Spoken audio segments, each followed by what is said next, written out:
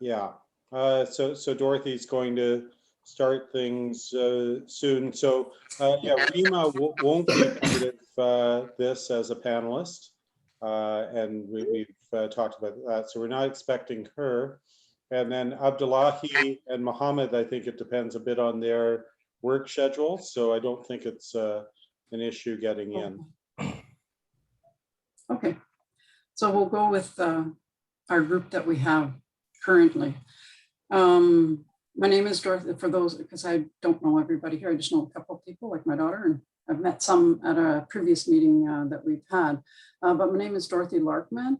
I'm a professor at Nipissing University for the School of Social Work, and I'm taking a position as the interim director for that school.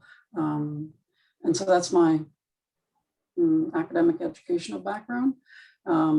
I come from the Matachewan First Nation, which is in the middle of kind of northern Ontario, not the far north. It's a semi-remote community, and that's kind of the area that I grew up in. And so in respect to that, because everybody is from all different places on the land here in Canada, that to acknowledge that part of our being has become the practice for most meetings or gatherings that I've become involved with. And so to do that, in thinking about it, I decided that the best way to do it, because I don't know everybody's territories they're in, but I would like to acknowledge the land in that respect by sounding my drum. I'll sound it 4 times, which following our practices is inviting all ancestors to come and sit with us and help us to have a good meeting. As I'm sounding it, I would encourage you to reach out to whomever and however you do to connect with whatever spiritual kind of beliefs that you have, so that we can connect in that manner as well. So this is the acknowledgement of Turtle Island and all of those who have taken care of the lands for us so that we're able to survive and provide today for those that are still coming.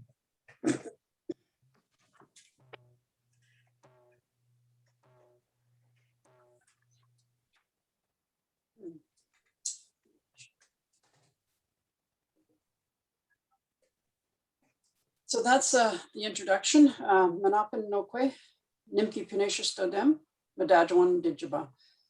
That's my Ojibwe name and where I come from in the clan that I'm part of.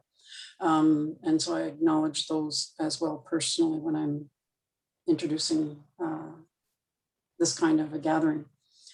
From here, what I'd like to do is have Neil speak about Pegasus and relate what it's all about and kind of why we gathered here today for the connection to Pegasus. So I'll let you take over, Neil.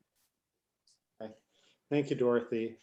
We're extremely honored to have all of you here, the panelists and the few attendees that we have also who are really knowledgeable, sometimes really tragically too knowledgeable about the issues we're going to talk about.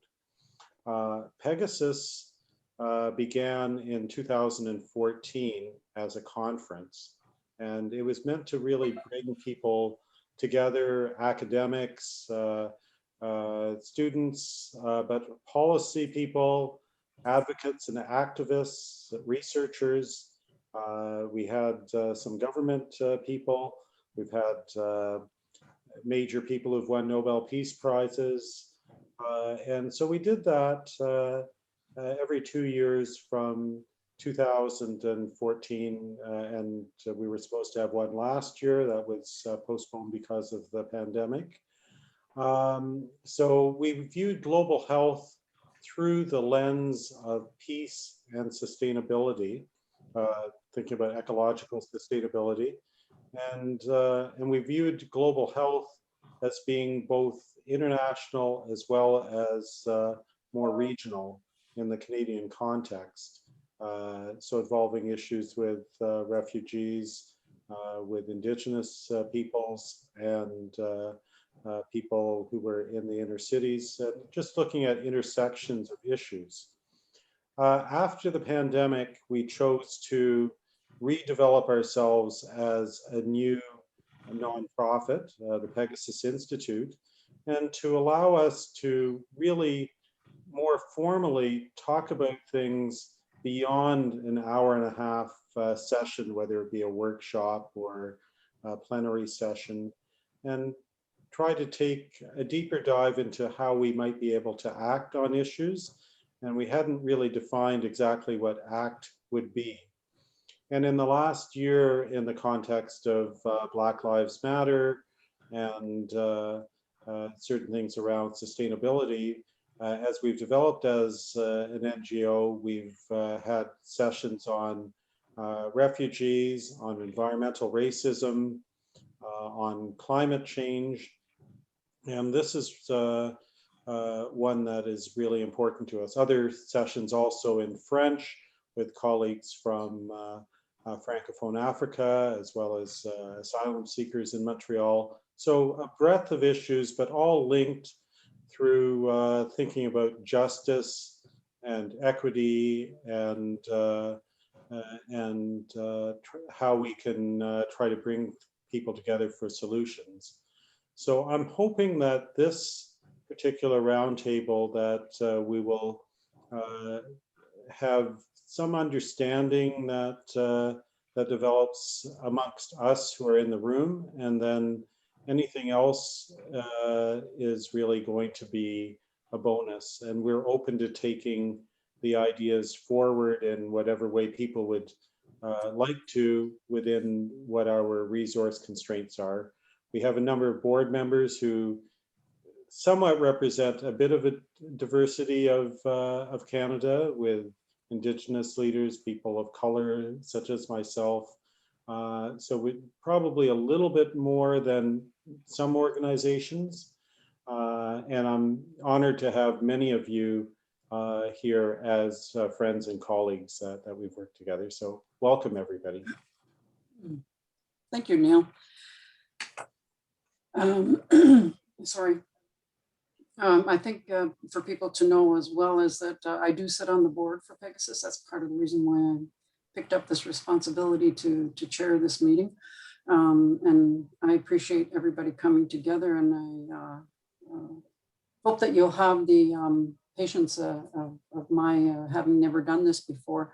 And so if there's any anything that you need to say, hey, pay attention here kind of thing, let me know. I think we have the ability to hold the hands up down below. I'm not totally sure, but yeah. So I'll try to pay attention to the screen. So if your hand's up, I can go to you, that kind of thing. So I don't want to ignore anyone by any means. I'm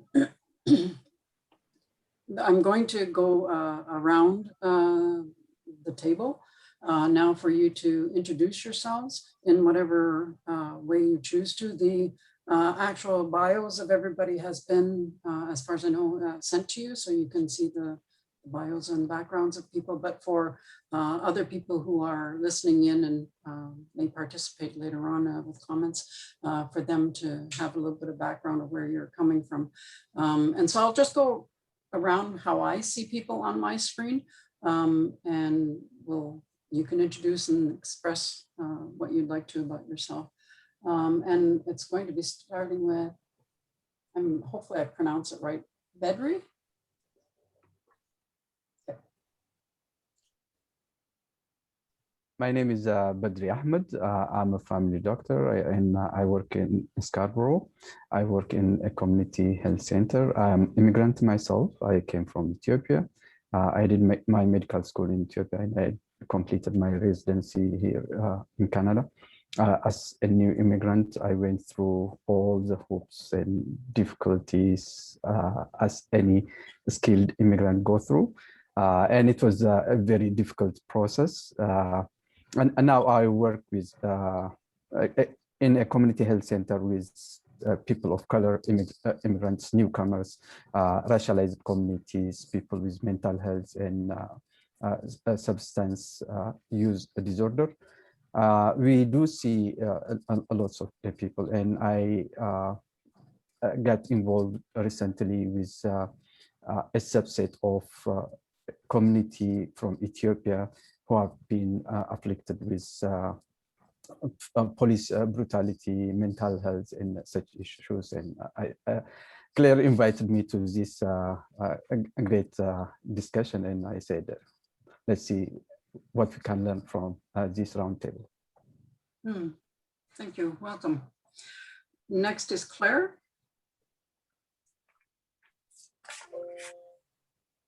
Oh, you have to turn your volume on. I think it's taken me a year to learn to mute and unmute. It's still shaky. Thank you for this invitation, Nia. It's a wonderful opportunity. I do feel that my role is to sort of be in the background and to learn. And I'm a psychiatrist and I work at Mount Sinai Hospital, and there's no exact specialty in psychiatry around trauma, but that's my ecological niche in psychiatry. And I work with newcomers and refugees as well at the Canadian Centre for Victims of Torture and at the New Beginnings Clinic at CAMH. And I guess I fell in love with Ethiopia. I've had some dental work, so I'm not having a stroke, but there's a little bit of weirdness going on.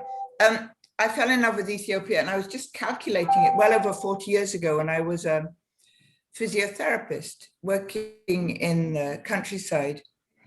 And now we are very proud to have a University of Toronto, Addis Ababa University educational partnership. And we have a bunch of programs in graduate programs in medicine, engineering, law, and in other partnerships. And we assist Addis Ababa build capacity and sustainability in their graduate programs. And as a psychiatrist, we also are lucky to work. I work with our Ethiopian colleagues to integrate mental health services into primary health care, whether that's into the health centers or into refugee camps. That's what we've been doing most recently. Welcome. Sahar? Hi, I'm from Aleppo, Syria. I'm pediatrician. I worked there for more than 25 years. Then I fled with my family to Canada from the war, which torn my country, and I was treated there. We came here for safety, and we started the planning for our future. And still doing that. Yeah. Welcome. Lawam?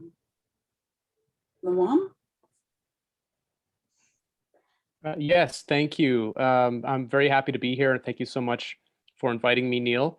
And I look forward to learning from everyone. I'm a psychiatrist in training. I'm a psychiatry resident at the University of Toronto, and I'm very lucky to be working with Dr. Payne very soon.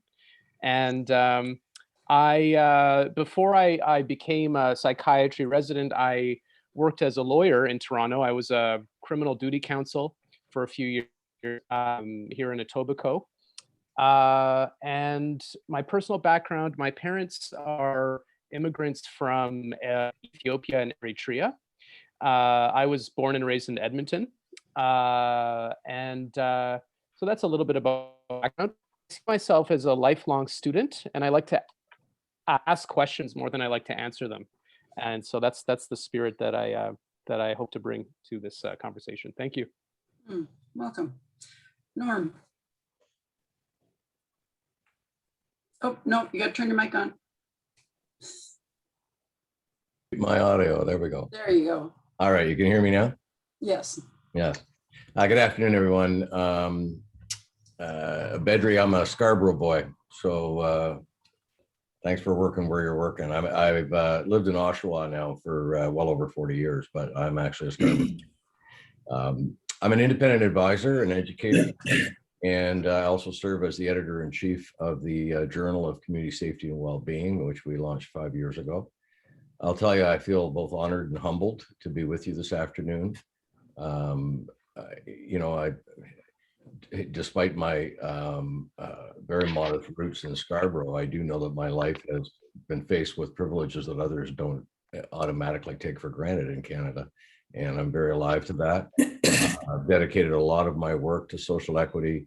A lot of the work that we've been doing as a team relates to trying to break down barriers and restore trust, or to build trust where it never existed. So I hope to be able to offer those perspectives as we go forward. And my heart is with all of you that have suffered any victimization.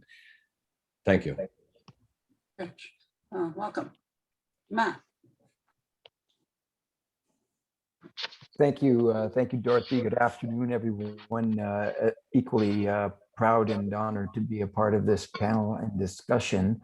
I am a former chief of police with Waterloo Regional Police Service, and I'll speak about that in a second. Also, the former deputy solicitor general here in the province of Ontario, overseeing policing and community safety and corrections. I left there and now as part of a number of occupations, if you will, or initiatives that I'm involved in, working internationally on matters of police reform and justice reform, but also with the Monk School of Global Affairs as a distinguished fellow, working alongside Norm and Cal and Dale in our efforts with the Journal of Community Safety and Wellbeing, which proud to see Rachel on board here as well, and one of our newer members as a contributing editor.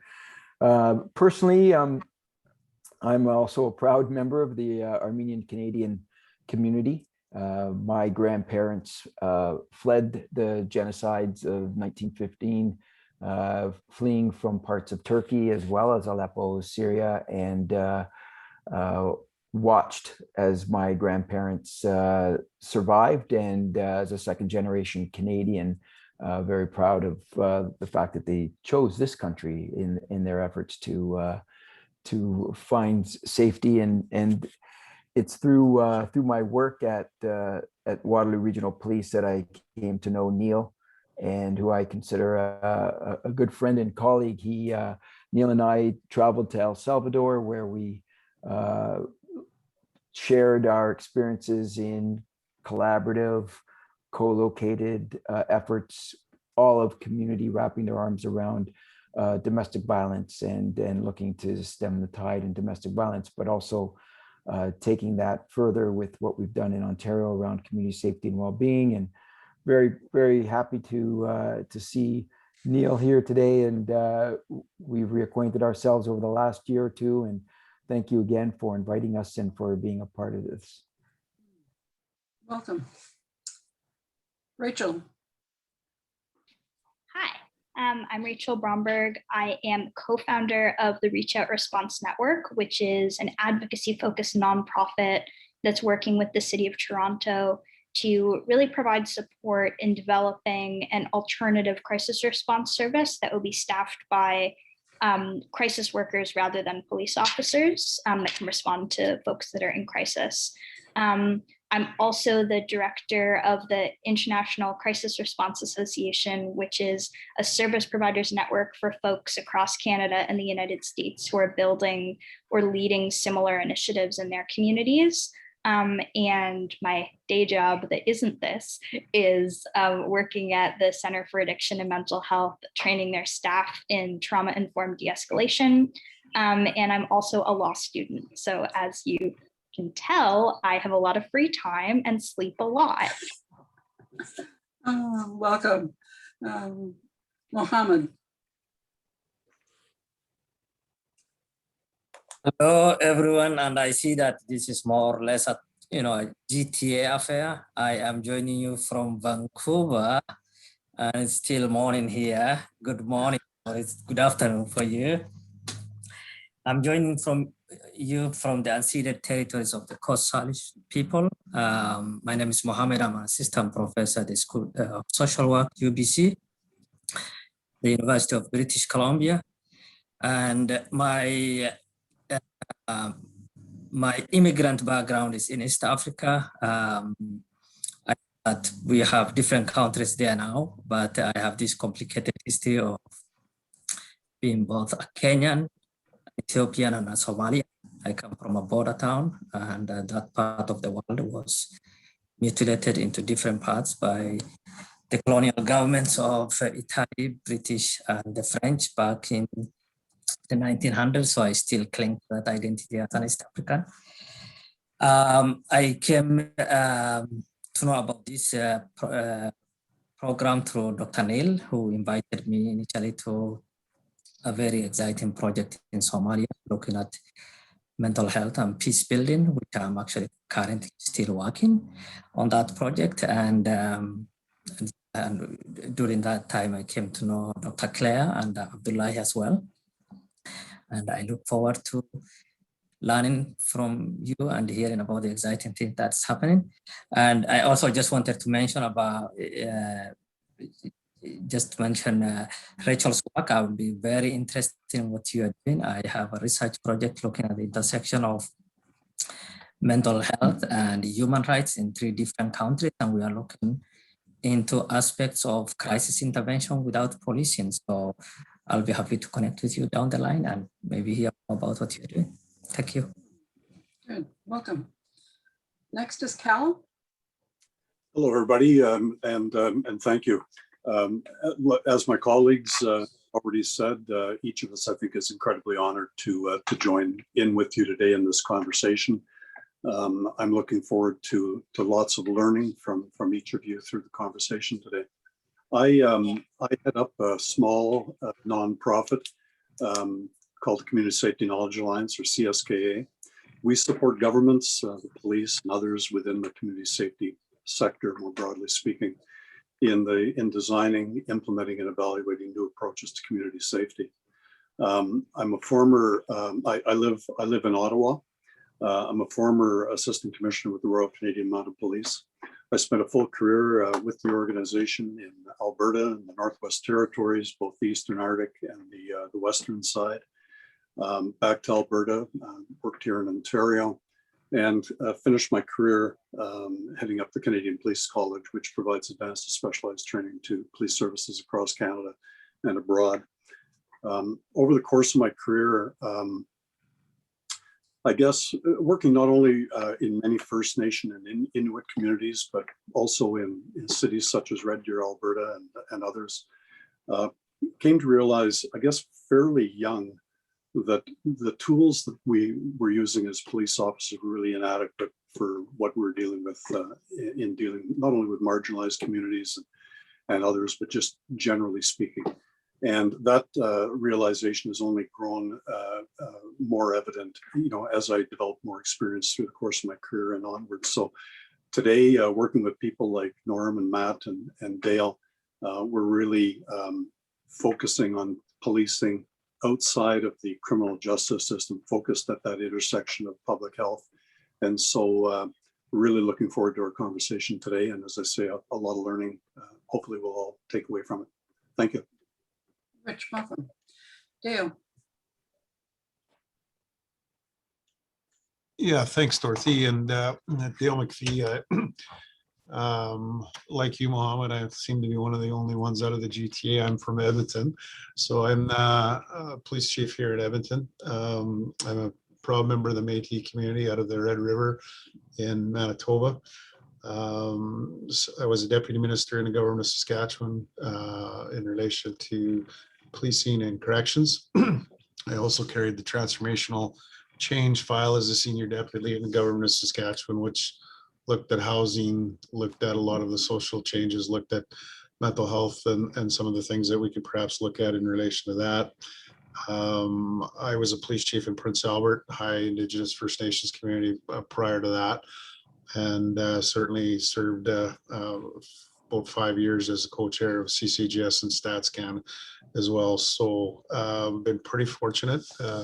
As my colleagues have said, I've been able to travel the world, speak on things about change, not just changing policing, but changing community safety well-being, which is way beyond policing.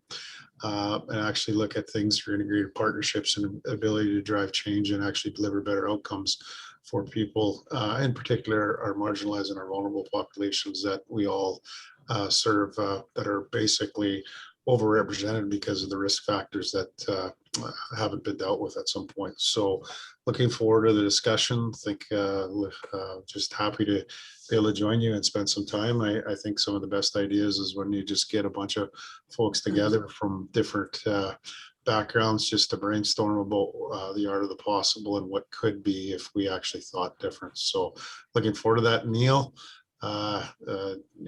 Glad to finally see you and meet you.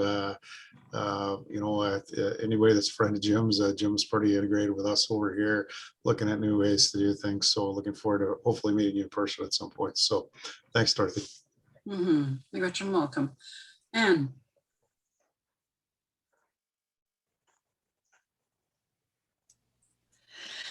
Good afternoon, everyone. Welcome. Again, I'll reiterate that it is an honor to be here and to be a part of this discussion. It's wonderful to meet everyone, see everyone from across this land. My name's Anne Commando Dubé.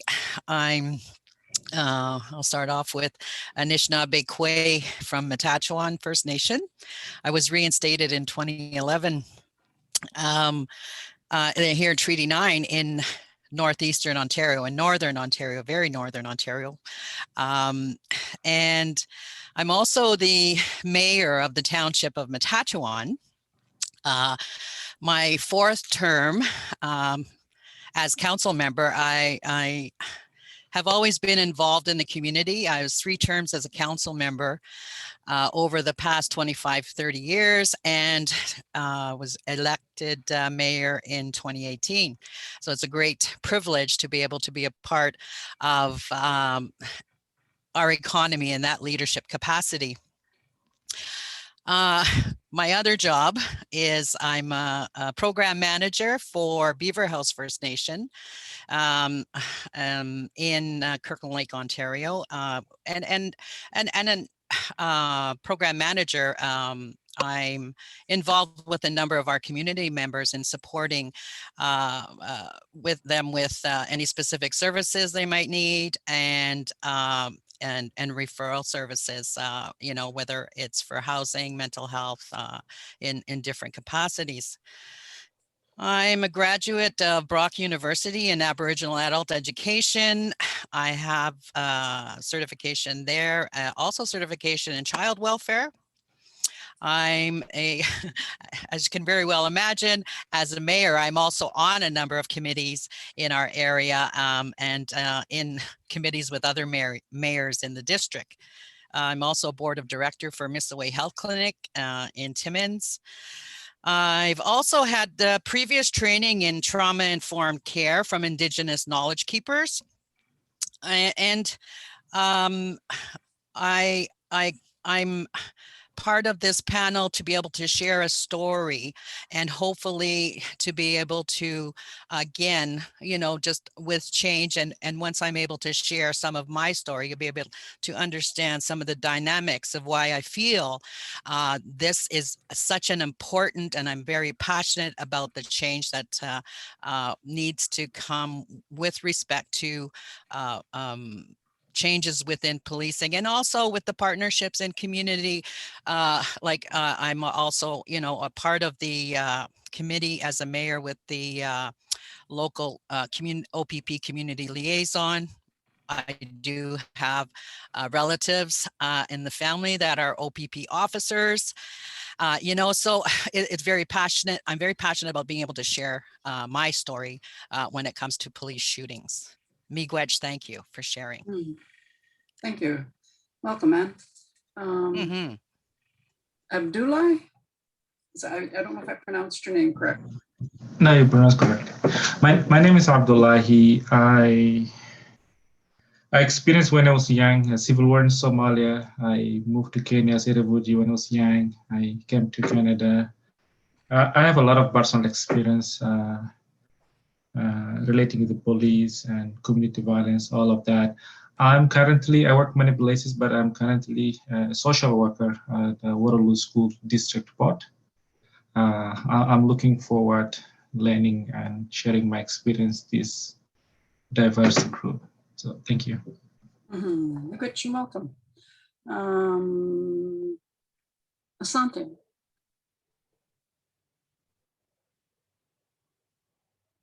Hey everybody, I'm joining via the phone. You know what? Let me do a little video here. Long story. I'm in my mechanic's office, waiting for my car to get fixed, but very happy to be here. My name is Asante Houghton. I am the co-founder of the Reach Out Response Network with Rachel Bromberg, who's here today, who already spoke a bit about the organization. Also, in my 9-to-5 life, my title is Peer Development and Training Manager at Stella's Place, which is a youth mental health organization in downtown Toronto that works with age 16 to 29 to support young people holistically. What I do there is I organize, curate, design, facilitate, manage peer support training programming. So I train peer supporters. Right now, the big project I'm a part of is called the Community Healing Project in Toronto. It's a citywide project, actually by the city. We work in partnership with the city of Toronto. And the idea is to interrupt cycles of violence by outreaching to young people to help them process trauma that they might have experienced as a result of being exposed to community violence, and then to support those same young people in delivering a 12-week workshop series peer-to-peer in their own communities about trauma and mental health and things of that nature as an attempt to interrupt the cycle of violence before trauma has the impact of causing folks to become involved in more violence. So that's a big thing. I do a variety of other things. I write about mental health and equity and things of that nature. I host a web show called Cypher. Again, it's a mental health show. Doing a variety, so many things, sit on many committees. Well, overall, for me personally, I was born in Jamaica. I've been in Toronto since I was 2.5 years old, and been here ever since. Now, in my 30s, getting up there, becoming an adult, and for me, it's important that this topic is important. As everyone was talking, it really there's so many stories that resonated. And coming to this country was an escape for me and my family. And though we weren't refugees, it was definitely a situation where my mom, did not want to raise 3 boys in Jamaica because of the level of violence that was happening and still happening in the inner cities that we came from.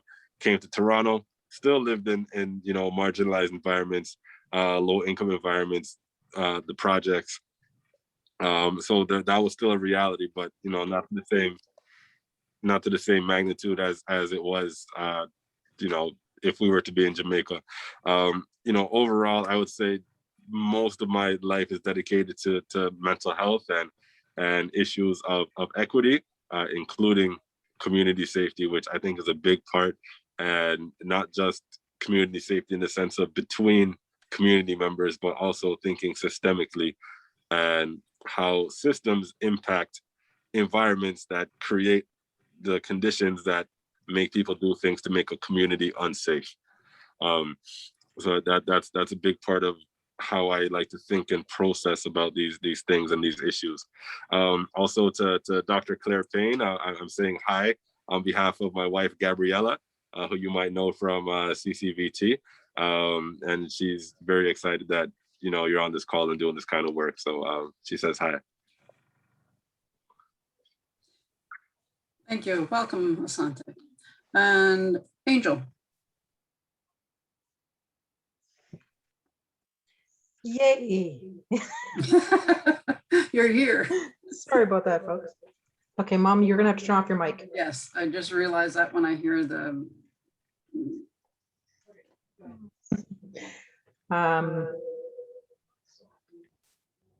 Your volume needs to go down.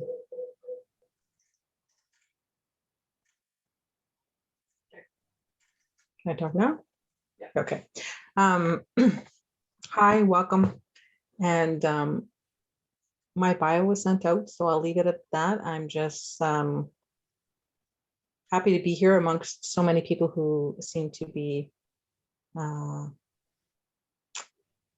interested in the topic and having a lot of knowledge. Everybody seems to have a lot of knowledge in a lot of areas, so I'm really interested to listen today. And so, miigwech.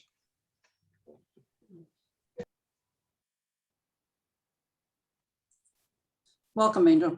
And just so people are aware why she's in my house, she's my daughter. So there's the connection there kind of thing. And I would like, even though most people know Neil, would you introduce yourself? Sure. I'm Neil Aria. I'm a family doctor. I work a fair bit with refugees. I've been involved with work on peace and violence and global health over the last many years. It's really nice to meet you all. Mm-hmm. Thank you all for being here again. I feel very honored when I listen to everybody's bio and where they're coming from, where you're coming from in respect to the work that you've done and helping people and working with people. I'd like to, at this time, is set just a few ground rules, which I think everybody has the format.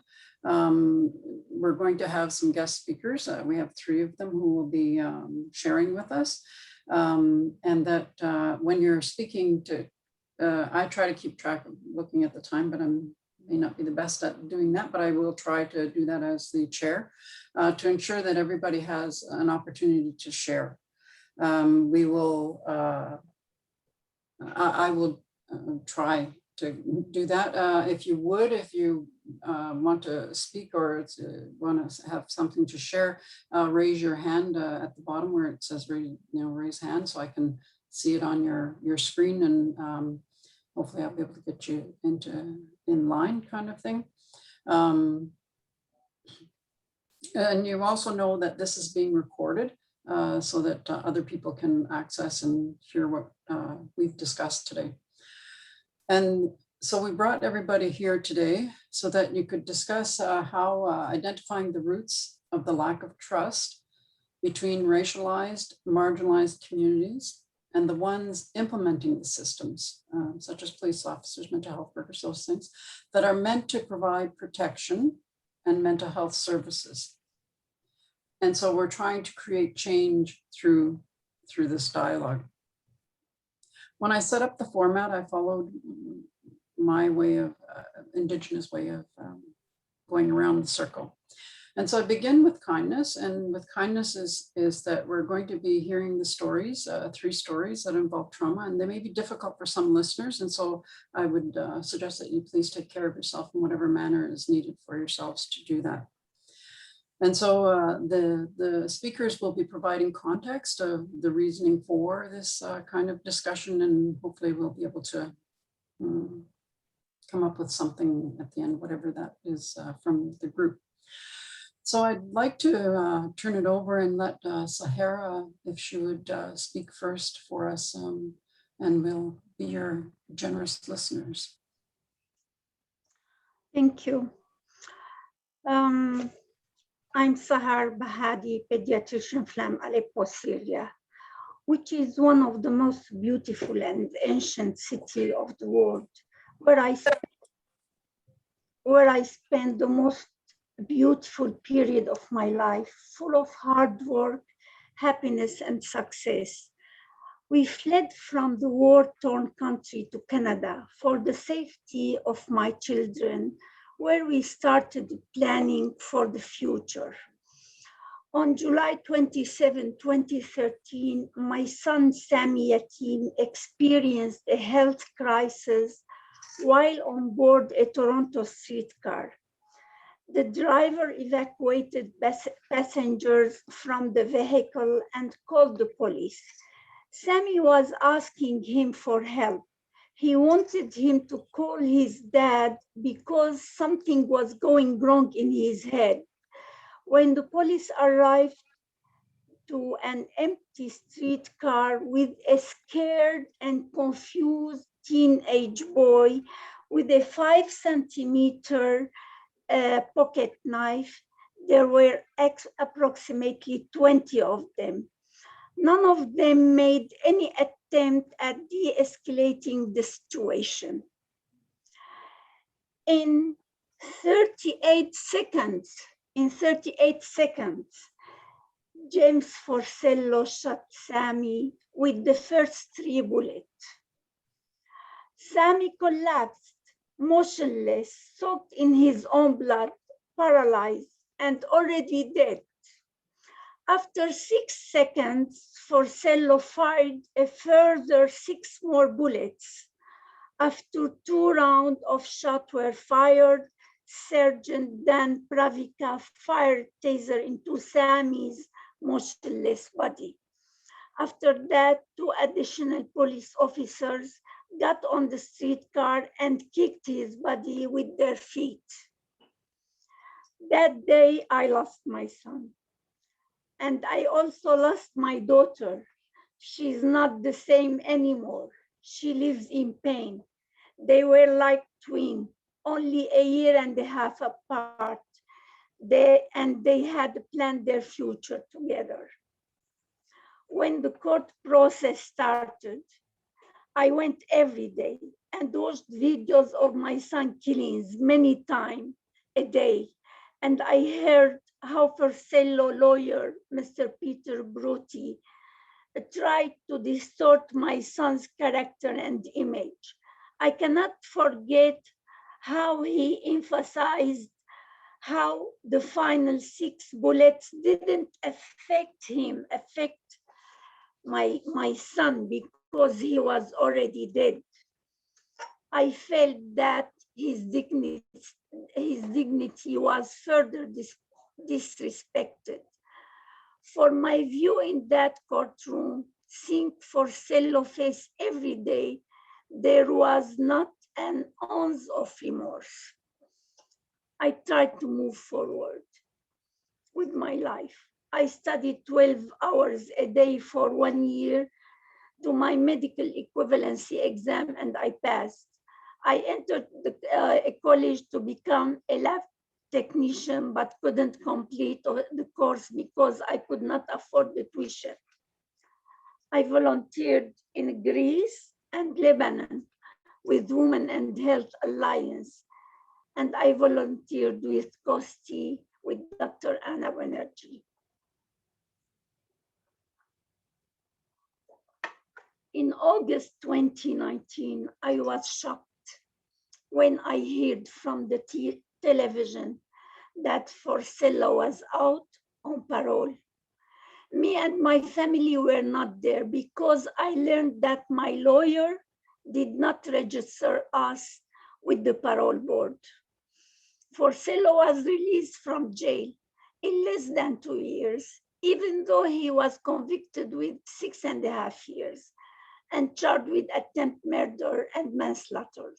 The system was protecting his future, but not Sammy's family. At that time, I felt so much anger and hatred. I had screams inside me, choking me. I felt victimized repeatedly from the police, from the lawyer, from the justice, from everybody. Everybody tried to push me down, push me and my family down. Forcello continued his studies, and he is now working, and he's a free man with a bright future, and I'm a paralyzed person with depression, post-traumatic stress disorder, psychologically and physically damaged. I have a recurrent nightmare that Sammy survived the shooting only to be disfigured and bleeding, closing his eyes ultimately in my arms in hospital. for sale or recovering, and I'm deteriorating. I tried to fight for justice for Sammy and for others. I wanted his death to at least be an instrument for change and to do something for his memory. But the torment and oppression continue, and there has been no movement or support on behalf of the police or justice systems. After 8 years, there was been nothing done to improve the system or help the victim. And so my pain continues.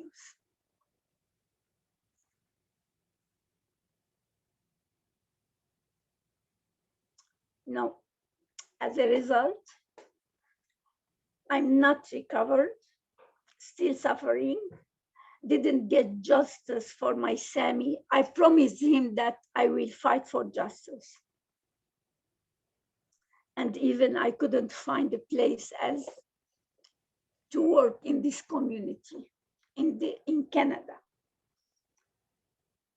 And now I feel injustice, no equity between the people. Thank you.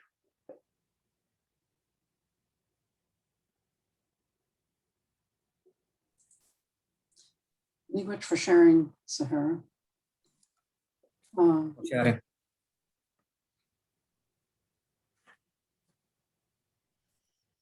So before we move on to the next person who's going to share, just to take a moment to take a breath to move on to listening to the next story.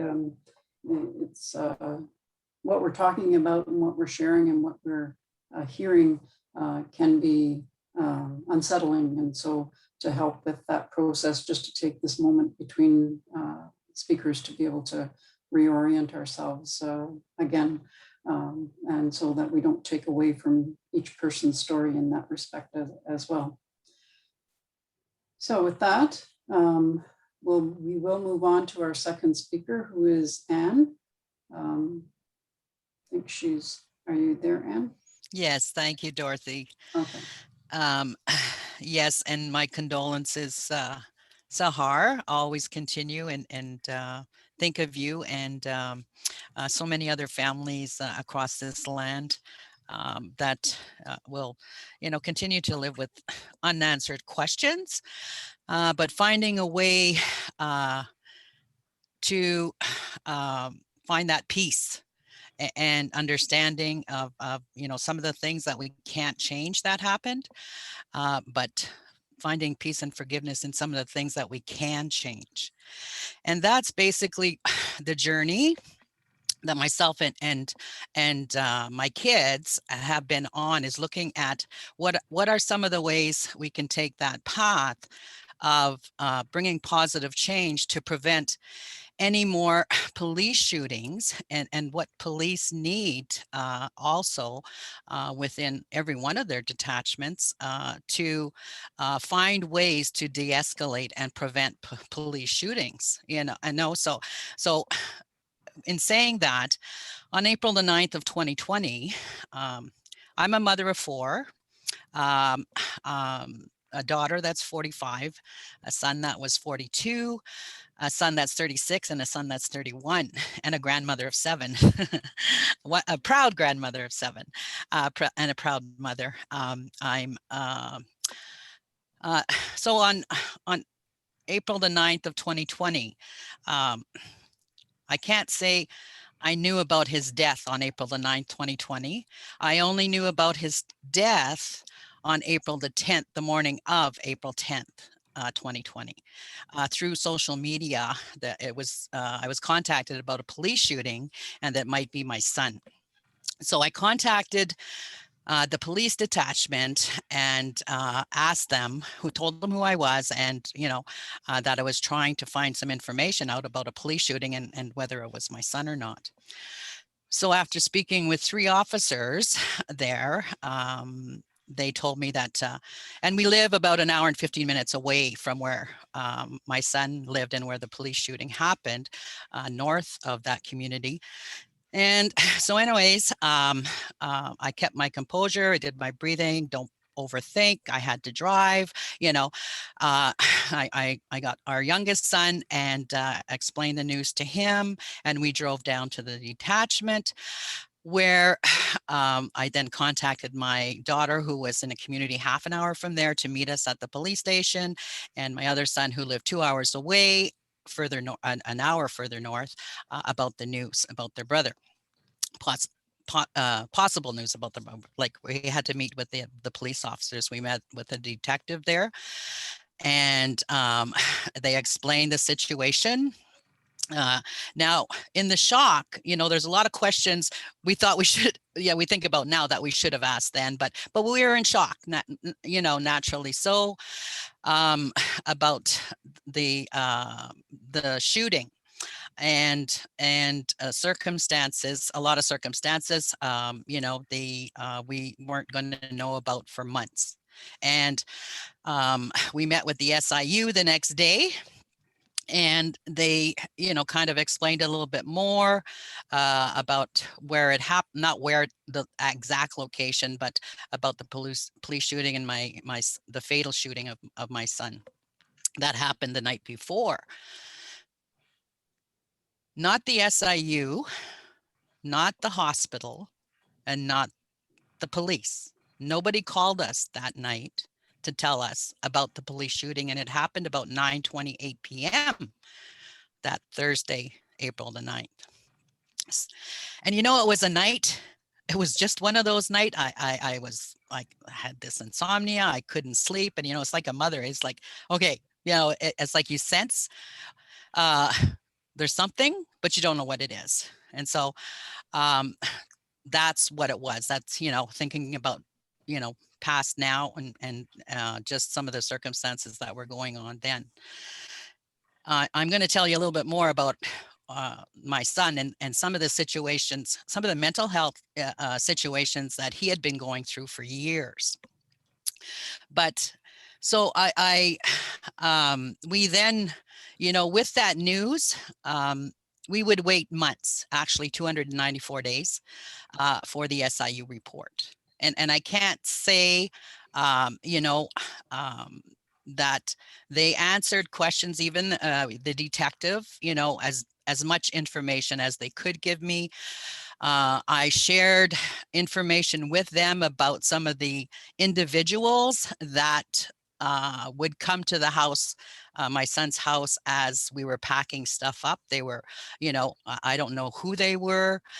They were coming by, but I can say that the police were very helpful in saying to contact them, you know, about anything. They apparently, there was some items that were being stolen. Our son's house was being invaded the night he died. A lot of that you could tell when we got there to his house the next day. His house was like just like invaded.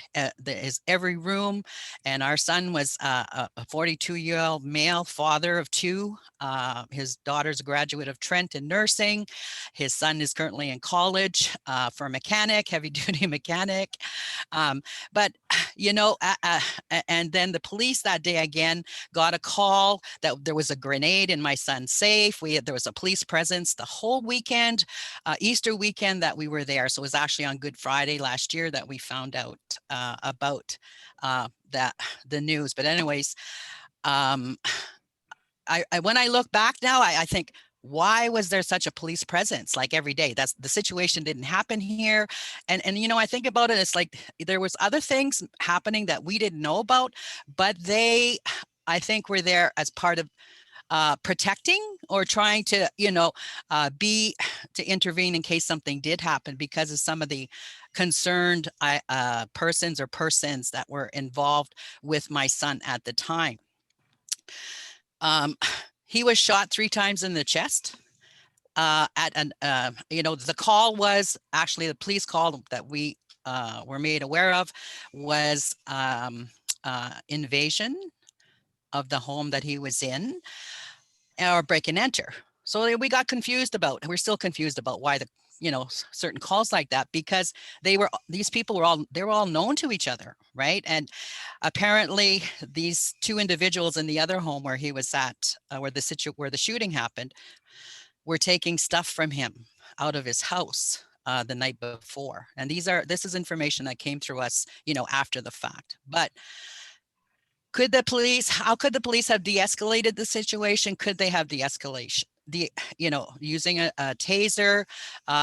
He was known to the police for driving traffic infractions. He did lose his license. He wasn't able to drive.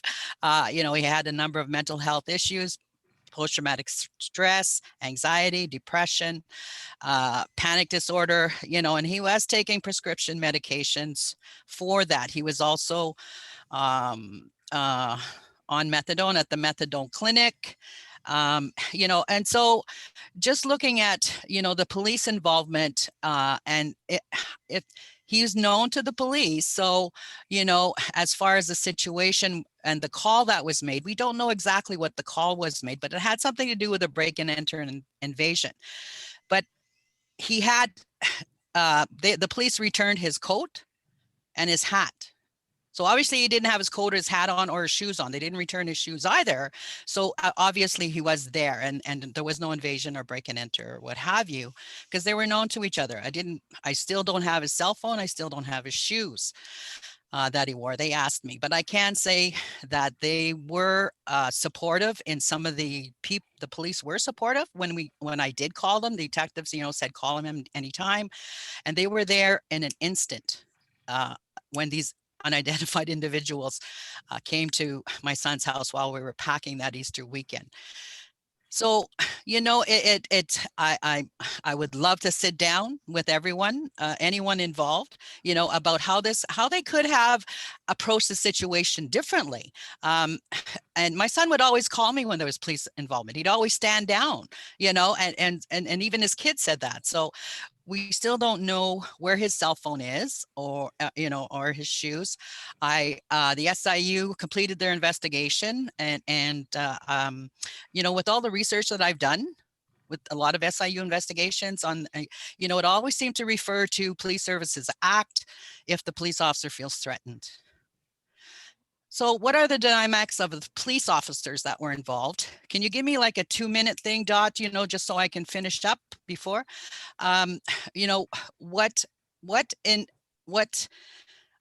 Looking at some of the dynamics and characteristics or training of police officers, NAPS, Anishinaabe Police, have had no police shootings in Anishinaabe Indigenous Police Force. So in mainstream, there's police shootings, different dynamics. I'm not judging, but I am looking at a way, and our family is too, to look at a way to prevent further police shootings. We've had, the opioid crisis, the COVID crisis, just a number of situations happening in our societies that we all need to consider as community stakeholders in preventing, police shootings. And just over the weekend, I was talking to another mom whose daughter, was an OPP officer and died, unfortunately, in a accident, rifle accident. But anyways, she says to me, "What do you think the difference is, Anne?" I said, "The culture. It's got to be the culture, because they all get the same training, right?" So I appreciate everyone in sharing and listening to our story, but I will continue to advocate for positive support from all stakeholders, including policing, including like mental health workers. We need to have more. Do we need to have more trauma-informed care training in our police officers? I know that I will continue to advocate for positive change while my spirit and my body exists on this land. And until I, end up in spirit world, I'll probably end up still advocating while I'm there.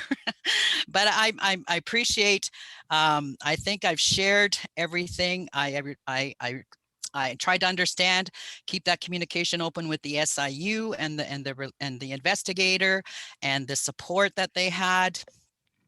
I've went to sweat lodges for healing. and talking with a traditional healer, talking to counselors as part of my continuance of healing, in addition to the trauma-informed care training that I've already had and supporting our kids through this, not to go down the path of anger and revenge, or, but yes, we say, what about justice? Well, justice comes in many different forms, and it doesn't have to come in an aggressive form, and I really am honored to be able to share this with other individuals across the land who have experienced similar experiences when it comes to traumatic and tragic situations. I will continue to advocate and honor my son's spirit. I say, I put my tobacco down regularly. And when I was in one of the sweat lodges, a name came into the sweat lodge for him, for my son. And it was Bright Star Man. And, he was a man, he was a hunter, he was a fisherman, he was a trapper, he was a graduate of college, he was a miner, he was a hard worker.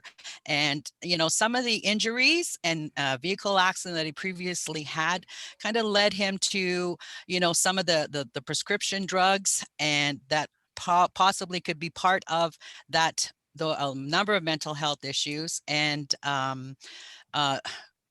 circumstances that led him down, the path to where he was.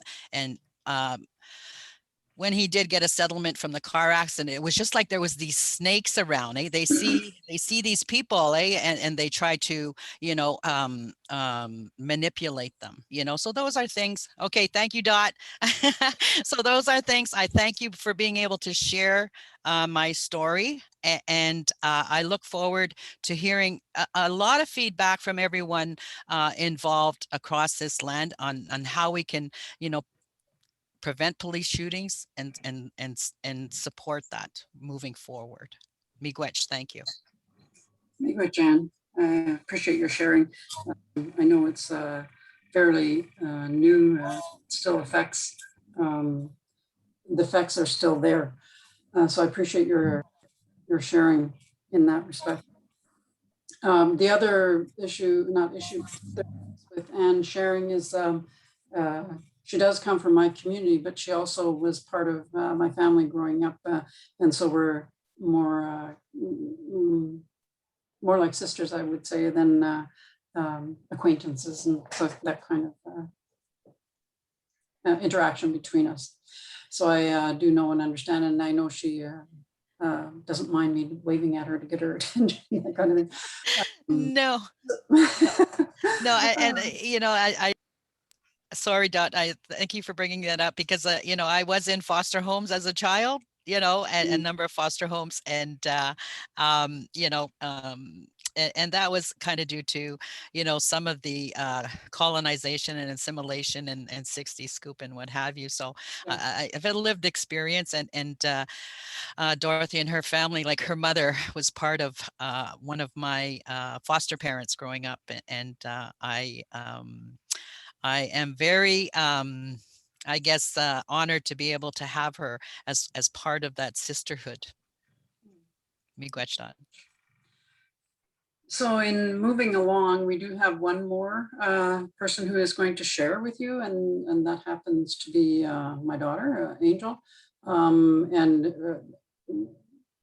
Well, I'll let her tell her story, because I know the story, but I'll let her share that with you. So Angel, would you please take over? Hi, thank you. So my story is going to be, oh, sorry, Mom, can you turn down? Thank you. Mm-hmm.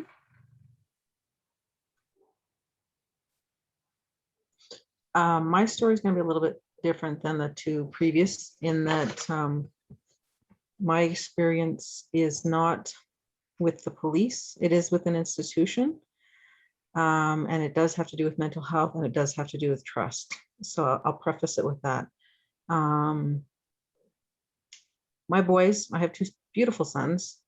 They're teenagers, so we'll leave it at beautiful. They were, we adopted them, and they were in our home before the actual adoption occurred. They were our foster children first, with the intention to adopt. And I was going through a hard time in my life because I had a number of family members who were dying. And so I was mentally not my 100% self. And our youngest was moved into us with us right at the get-go from the hospital, but his older brother came to stay with us a year later. And the CAS at the time made decisions that weren't in his best interest and transitioned him to us in an unhealthy way. And so I had a 2-year-old who was going through abandonment issues and suffering his own little traumas, on top of me trying to deal with the deaths that were surrounding me. And so I wasn't getting much sleep and I was having difficulty. So I reached out to the CAS and I asked for help. I was crying and not able to sleep, and could they please help me? Their immediate response the next day was to come and remove the children from our home and tell us that we were not going to be allowed to adopt the boys. That was the only thing that they said to us, because of my mental state, that they were just going to take the children away from us. And that wasn't okay with me, because that's not what I reached out for help for, from an institution that was supposed to be there to help families. So my initial reaction, it wasn't good, and it wasn't any healthier. But what my spouse and I had to do in order to get the children back is, for whatever reason, Creator put CBC on my spouse's reserve doing interviews regarding foster children and the foster care system. And we reached out to the chief and just said, we're having a problem. So the chief said, CBC's here. Do you want to talk to them? And luckily the reporter actually did a whole story on us. They had us sitting there and we did our whole step-by-step what had happened to us in this process. And when they went to verify the information with the CAS, CAS called us immediately and said that they were not going to verify the information and they would return the children to our care immediately, as long as we agreed not to release the story on the CAS on what had happened to us.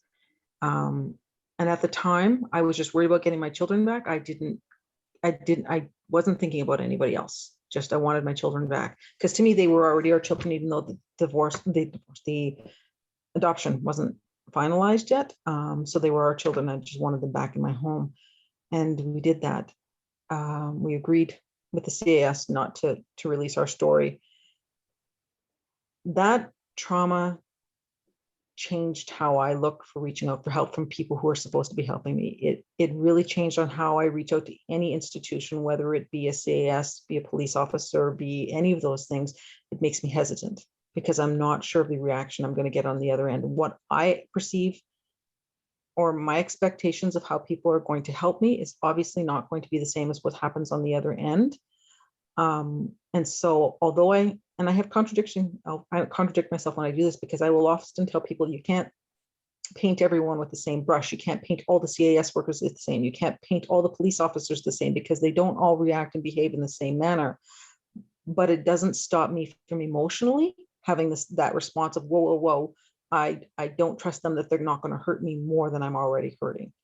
And so that's why I kind of came to this when my mom, Dorothy, and I were talking afterwards, after we had our meeting, about how I could contribute to the conversation of trust and mental health, and institutions that are supposed, like the police, that are supposed to be there to help, is my experience. And I think a part of it too, that although I present as a non-Indigenous person, the CAS was very aware that I'm Indigenous. My spouse is Cree from Northern Ontario and extremely visibly Indigenous.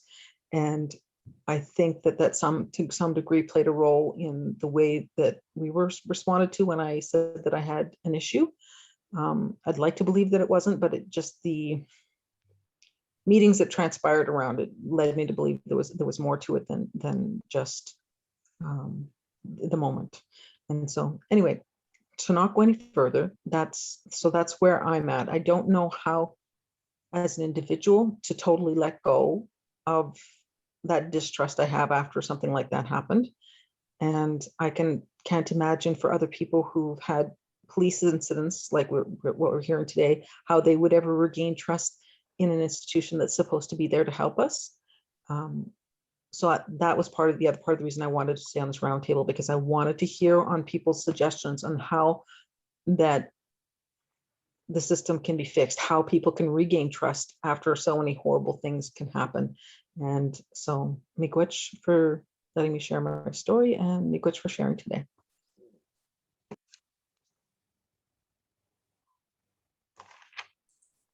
Miigwech, Angel. I'm using two screens, so I had to find my mute button. Thank you again for sharing. Obviously, the story I've heard and no one was around at that during that process and that time too. And so when we're looking at police violence, any kind of violence at all, it's not just the person, one individual that's being affected. It's more than that. It's the family and the extended family that can be affected through that. We've heard about the police violence. We've heard about the how CAS, in this instance, were not able to provide that protection and mental health services that were thought to be there.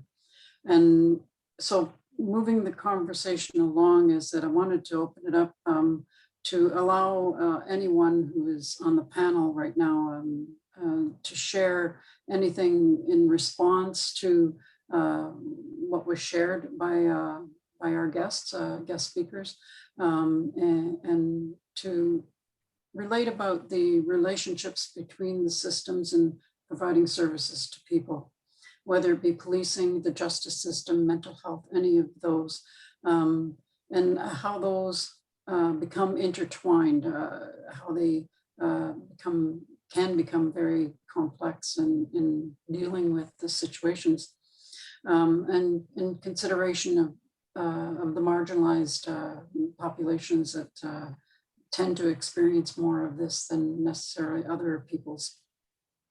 So I'd like to open it up, and as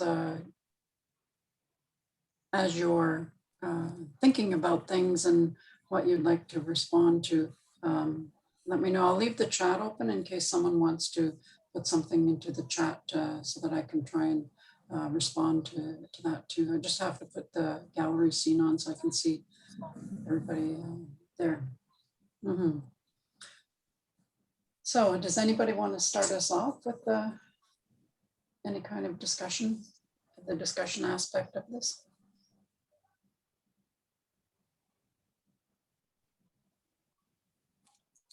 I just had a quick comment on what Angel has shared. Thank you, Angel, for sharing your story. In terms of policing, CAS, I believe CAS is the Children Department in Ontario. We call it MCFD here in British Columbia, Ministry of Children and Family Development. And also mental health, the intersection of those three things. When you know, I call it mothering and mental illness. You know, when a parent, specifically a mother who is, you know, the primary caregiver, comes down with, you know, a mental health crisis or a mental health issue, the first thing that comes into play, the child or the children. I was doing research a few years ago. It's about to be published now on mental health experiences of Somali immigrants or refugees here in Canada. One thing, it was a qualitative study, so I was doing interviews and I was doing field research.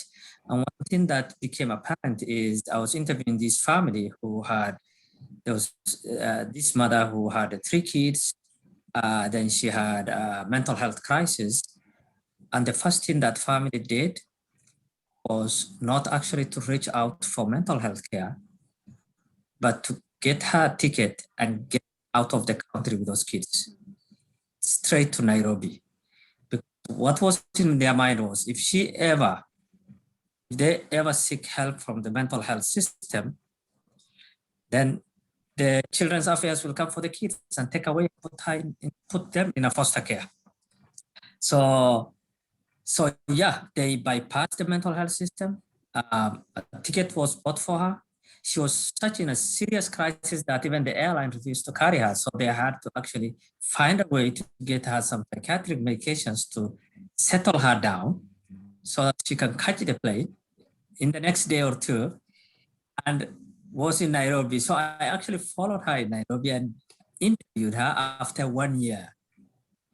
And, she shared her experience with me. She's doing well right now. But that is one aspect of the intersection of these three things that work hand in hand, and where mental health not only becomes a health crisis, but obviously becomes a bigger issue than that, and that causes more harm to the family. And obviously it's understandable that there are kids who can be in serious danger in terms, or at risk, or who need protection, that have to be removed from their caregivers. And there's a lot of that has happened and continues to happen. But also there's this intersection where it becomes problematic. Then while I was doing that project, I had actually a family that are also Somali refugees who a mother who was a single mother who was resettled here from a refugee camp, and my wife and I were supporting her, and she had some serious mental health issues. And when we realized that that's not something, myself, I work in the mental health system, my wife is a psychiatric nurse as well, so we knew what was going on. It reached a point that we needed to seek help from the hospital, and we got calls from all over our relatives saying that, no, you can't take her to a hospital because they will take her child away. So while we were having that conversation, and right here in Vancouver, her extended family told her, what, if you go to hospital, yes, that kid will go away. So without our knowledge, she booked a flight and she went on Toronto. And so we lost contact with her. I was able to connect with her, but that's someone who could, both those parents will have really benefited from treatment and from mental health care. Because of that fear and risk of losing their kids, they did not get the help they needed. And I know that she's not doing well. She's in Toronto, just under the radar. But yes, this is something that I realized is a bigger issue that I totally didn't know until I was doing this research. So Angel, thanks for sharing, and I know there's more about these experiences out there, and I would love to hear more on. And I don't know what the research is around that. That was a brief qualitative study I did.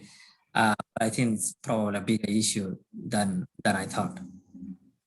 Good, thank you. Norm?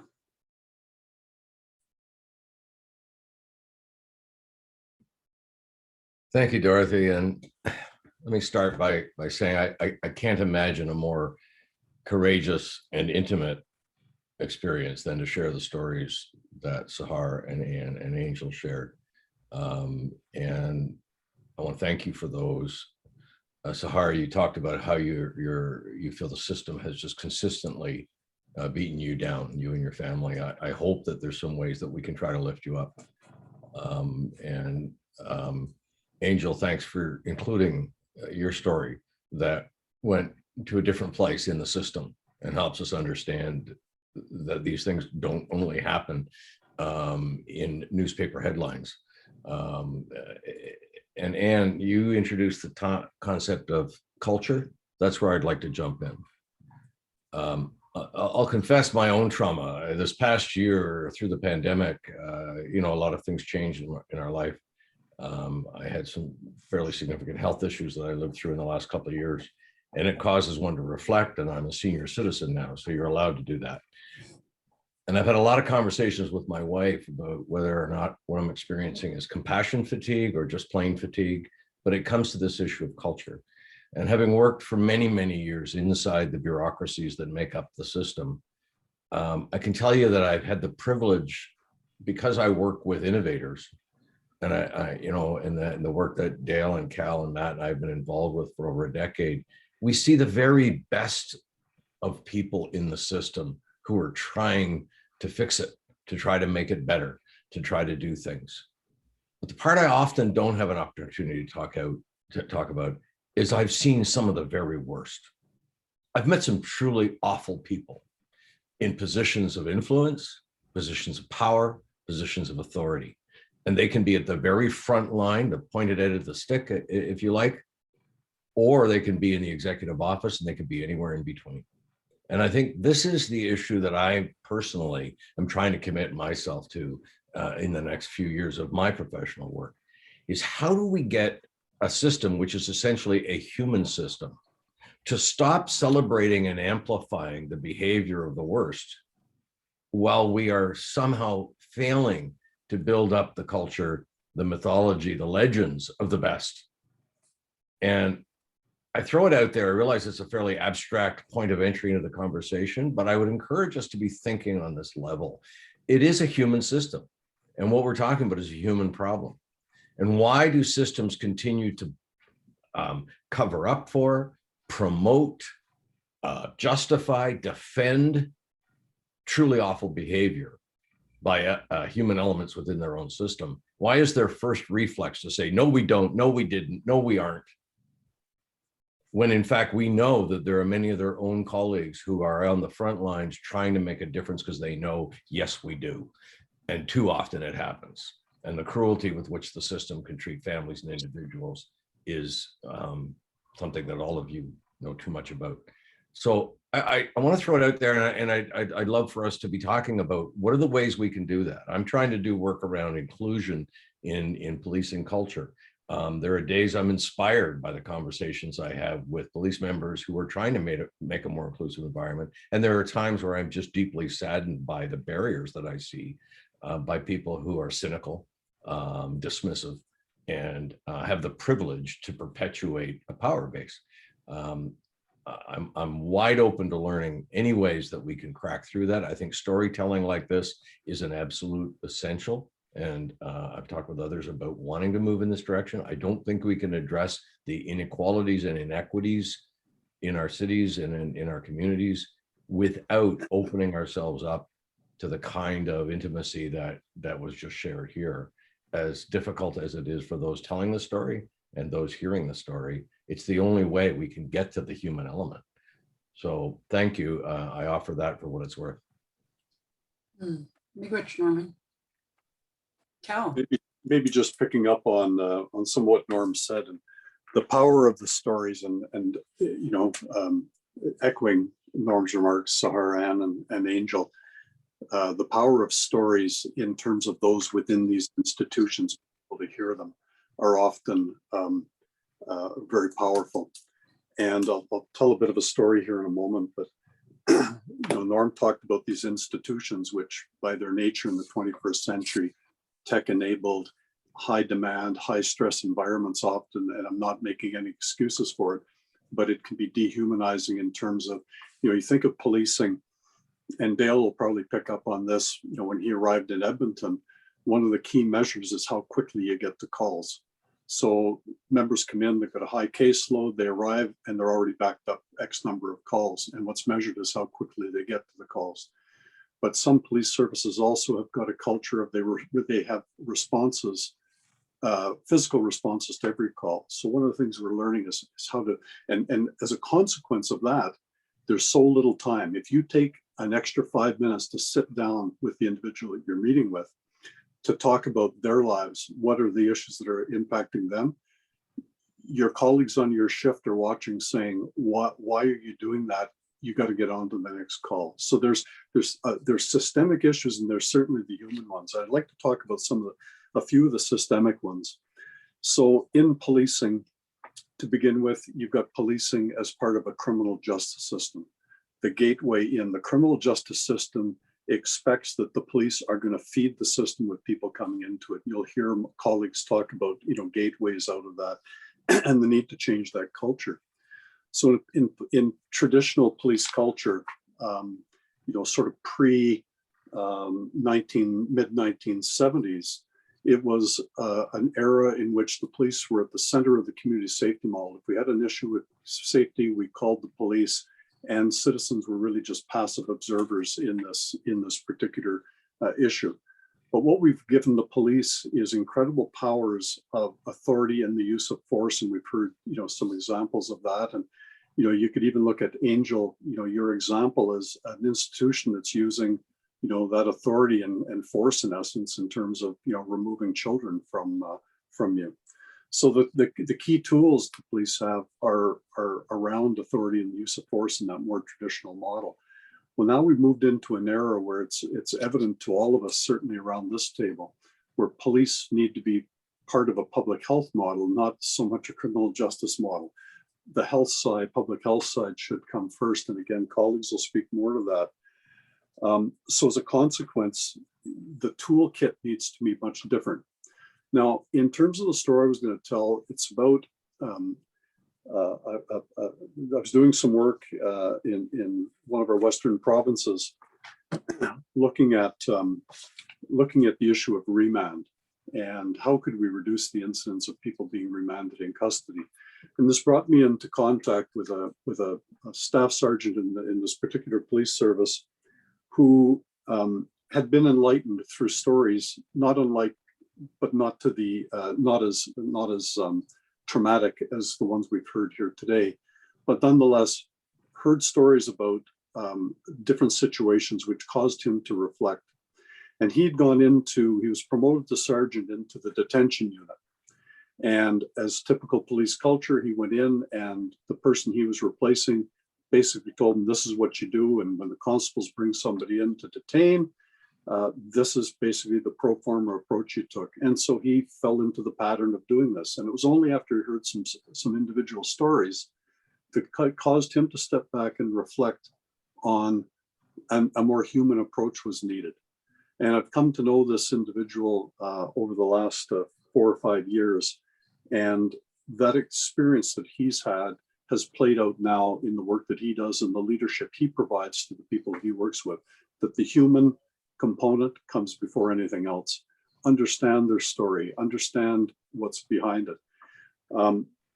Solutions to some of this, we've talked about many occasions, is around increasing the diversity in policing, increasing the diversity not only by way of the gender makeup, which is a really important one, and the reflective of the communities we serve and such, but really having people come into these institutions who can be what they are. I was a member of the RCMP for many years, and 1974, the first women came in. And I wasn't very far on in my career, then came to realize that the women that were coming in were expected to behave as or more high testosterone male than the guys were. These are high testosterone organization, the default mechanisms in action. There's a lot of research that we know in terms of public policy and those that deliver these services, that women tend to look at longer term, look at root causes of issues, whereas us guys, and again, without overgeneralizing, but we can tend to look at, what are the offenses we can create and then apply the law to, as opposed to looking at more problem-solving approaches to some of this. And some of the research that I've been reading recently really drives that home. So the solutions are many. The problems that Norm started the conversation around these systemic issues are very real. But that how you treat the one is what can start building towards overcoming some of this, and the kind of leadership that Norm talked about. And police leaders like Dale and Matt both are and have led major police services. They can also talk about some of the limitations or some of the barriers that are inherent in trying to drive this. But I think in the case of all of us around this table, from what I've seen so far, we're all people that want to see things progress and move forward, and looking forward to the rest of the conversation. So I'll jump in there, just take it from what Cal and Norm was. So I'll try to give maybe an example of some of the things they've talked about and what we're doing here, and potentially what the future or some potential ideas could be. I think, first of all, just like the others, you know, Sahar, Ann, and Angel, very, very much appreciate that. I think you probably all realize, though, yesterday was also the anniversary date of the death of George Floyd in the US. There's a reason that I mentioned that is change comes with timing, and there's never been a better time to actually drive change. And it's the incidents that have occurred simultaneously. We've got COVID fatigue that's exposed, a vulnerable, weak system that really doesn't work well together. We got a disturbance in the economy, and it's really time for some disruption. But disruption means that we have to be a little bit uncomfortable, and we don't have all the answers, but failure is what we have. So that sets the winds for change. Luam said earlier, I just want to quote what he said, because I think it's really, really important. Sometimes the questions are more important than the answers.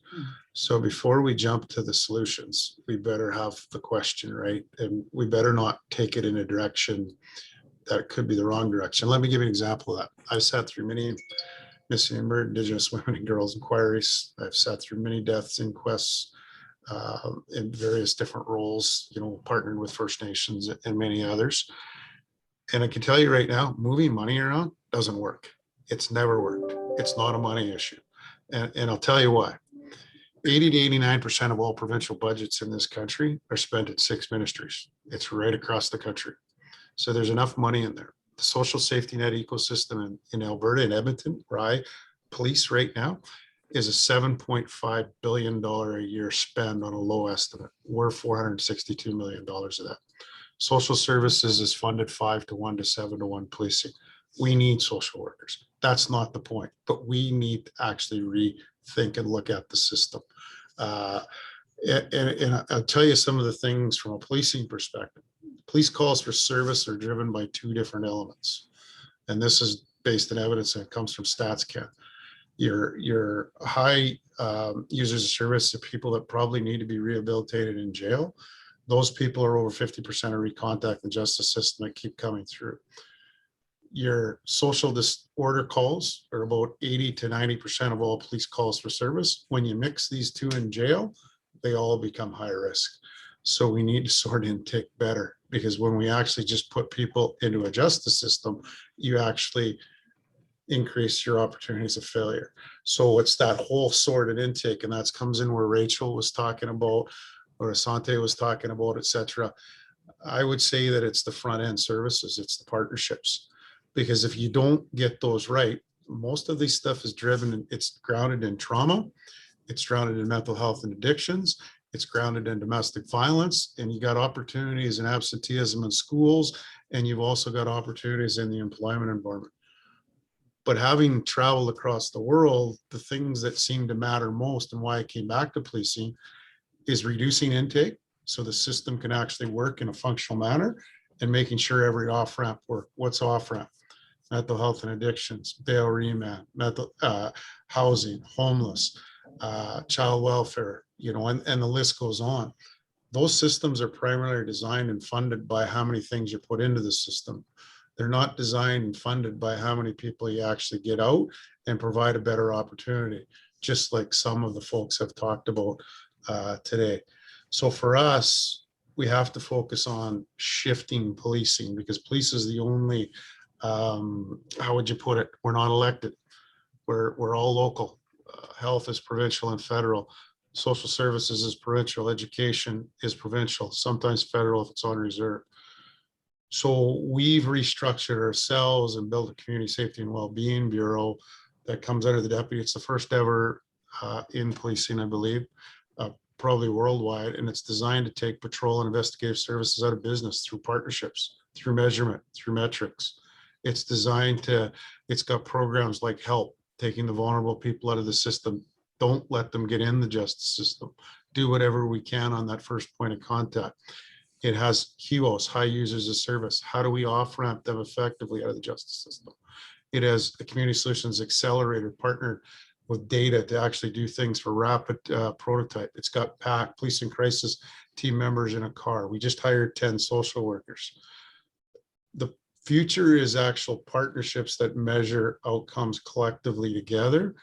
And as Norm mentioned and Cal mentioned, law enforcement public health, I believe, is a really interesting one. We've seconded the first staff sergeant of a police agency to a global agency. One of our staff sergeant works there. If we study this and you think about it from a perspective of public health, which many of you are involved in the space, public health has the ability to engineer, policing has the ability to reverse engineer. Why aren't we using that collective group together? Social determinants of health are the social determinants of justice. They're pretty much exactly the same. Yet we isolate them and we put them in buckets. Somebody asked me in a news conference here about 4 or 5 months ago, Chief, if you were king for a day, what would you do? I said, I'd take public health, mental health and addictions out of the health system, and I'd take police out of the justice system, and I'd put them in the same ministry, and I put all the not-for-profits in there, because that's your front end of your system. Police control 100% of intake in the justice system, and public health has the ability to avoid a lot of the emergency room visits. But unfortunately, the front ends of the systems and the back ends of the system are in both things. I'll give you an example. In Alberta, mental health and addictions is about 5% of the budget. For public health, it's 5% to 6% of the budget. And it's all budgeted for in health, where the expenditure, most of the expenditures come out in social services, justice, education, and yet there's no basically ability to drive those things together. So bottom line is we need an ecosystem for change, I believe. And honestly, it's all about leadership. It's not about money. The money's in the system, but we all have to feel a bit uncomfortable to do things differently. That's what we're trying to disrupt with Edmonton Police Service right now. And I think there's never been a time to do that, but we're going to need the voices of all of us, because if you can get the front end of the system and the back end of the system aligned, you'll shrink the middle of the system by 20% overnight. And that's been a lot of formulas around on that. But you actually got to take a bold step to try something different. And that's going to be a political discussion, and it's going to have political courage to actually make that happen. But there's never been a better time to drive different ideas and different agendas forward. And I think that comes in partnerships. And those partnerships need to hold each other accountable, and they need to hold each other accountable to measurement and outcomes. But I'll leave it at that. We all probably could talk about this for 3 days. Yes, yes, yes. And we have a couple of hands up, so thank you very much, and we'll go on. I think Mehdi had his hand up. Where'd he go? I lost him off my screen. Oh, there you are. Oh, I'm here. Okay. All right. Thank you for the opportunity. By the way, I would like to thank Sahar and Angel for sharing your heartbreaking story. You guys are very, very strong, and I can't imagine what you've been through and what you are going through still. It's not as easy as you try to articulate and share your story about. I remember the story of Sami, and it's a very sad situation, and I hope Sahar and your family will get some sort of justice moving forward. It's the same for Anne and Angel. I'm not an expert, but I want to share my a primary care perspective of mental health and people with mental health being inappropriately or unfairly treated by the authorities and the police, and the difficulties of primary care providers go through. I can give you several examples in primary care setup, and our system is not in a good shape to handle people with mental health. For example, I remember seeing a 14-year-old guy with anxiety, extreme anxiety of leaving his house, going to school, and he started having paranoia about people are actually, other students are looking to harm him. And we made the appropriate referral to social worker. I work in a community health center. Yes, we have a social worker. And we also, there is a Shonica clinic where there is a psychiatrist for adolescents. We made those referrals. That referral alone is not enough. That referral alone is not enough. We have to make sure that the system works and this teenager is seen by the appropriate specialist. Unfortunately, he wasn't seen and he tried to harm himself a year later. They disappeared from follow-up, and a year later, he tried to harm himself, and the mom was actually charged for not providing the necessary care. I can't blame the mom. The system actually failed the mom to provide care for her child who was looking for care. So the healthcare, and if there is an adult person, if I make a referral to a psychiatry, there are layers of questions. Oh, is this person involved with the law? They're not going to accept my referral if he's involved with the law. Where am I going to send him if they don't see him? Does he use drugs? They're not going to accept him if he uses a drug. Who is not using marijuana these days? And it is very difficult. Even if they accept, they don't see him any sooner than 3 months. Anything can happen. It's mental health. And the next day, the person might probably jump off a bridge or any other thing can happen. We see it on the news. It's heartbreaking. There are layers and layers of issues. It's not just the police aspect that we see. The police aspect, it's just my opinion. It's just the tip of the iceberg. There are lots of other issues, and the primary care provider. I'm lucky enough to work in a community health center. I have the time to sit down and talk to my patients and see what kind of resources there are in the community. I can give you another example. I sometimes take residents from UFT, and there was a young woman who came in for leg pain, straightforward, easy. My resident saw her. We discussed the management. It's easy. And I turned to the patient and I said, "How are you doing?" That's it. She's my patient. She knows me. She doesn't know the resident. She started crying. And the resident was scared. He thought he made a mistake or something. He missed something. And I asked him if he can give us some time.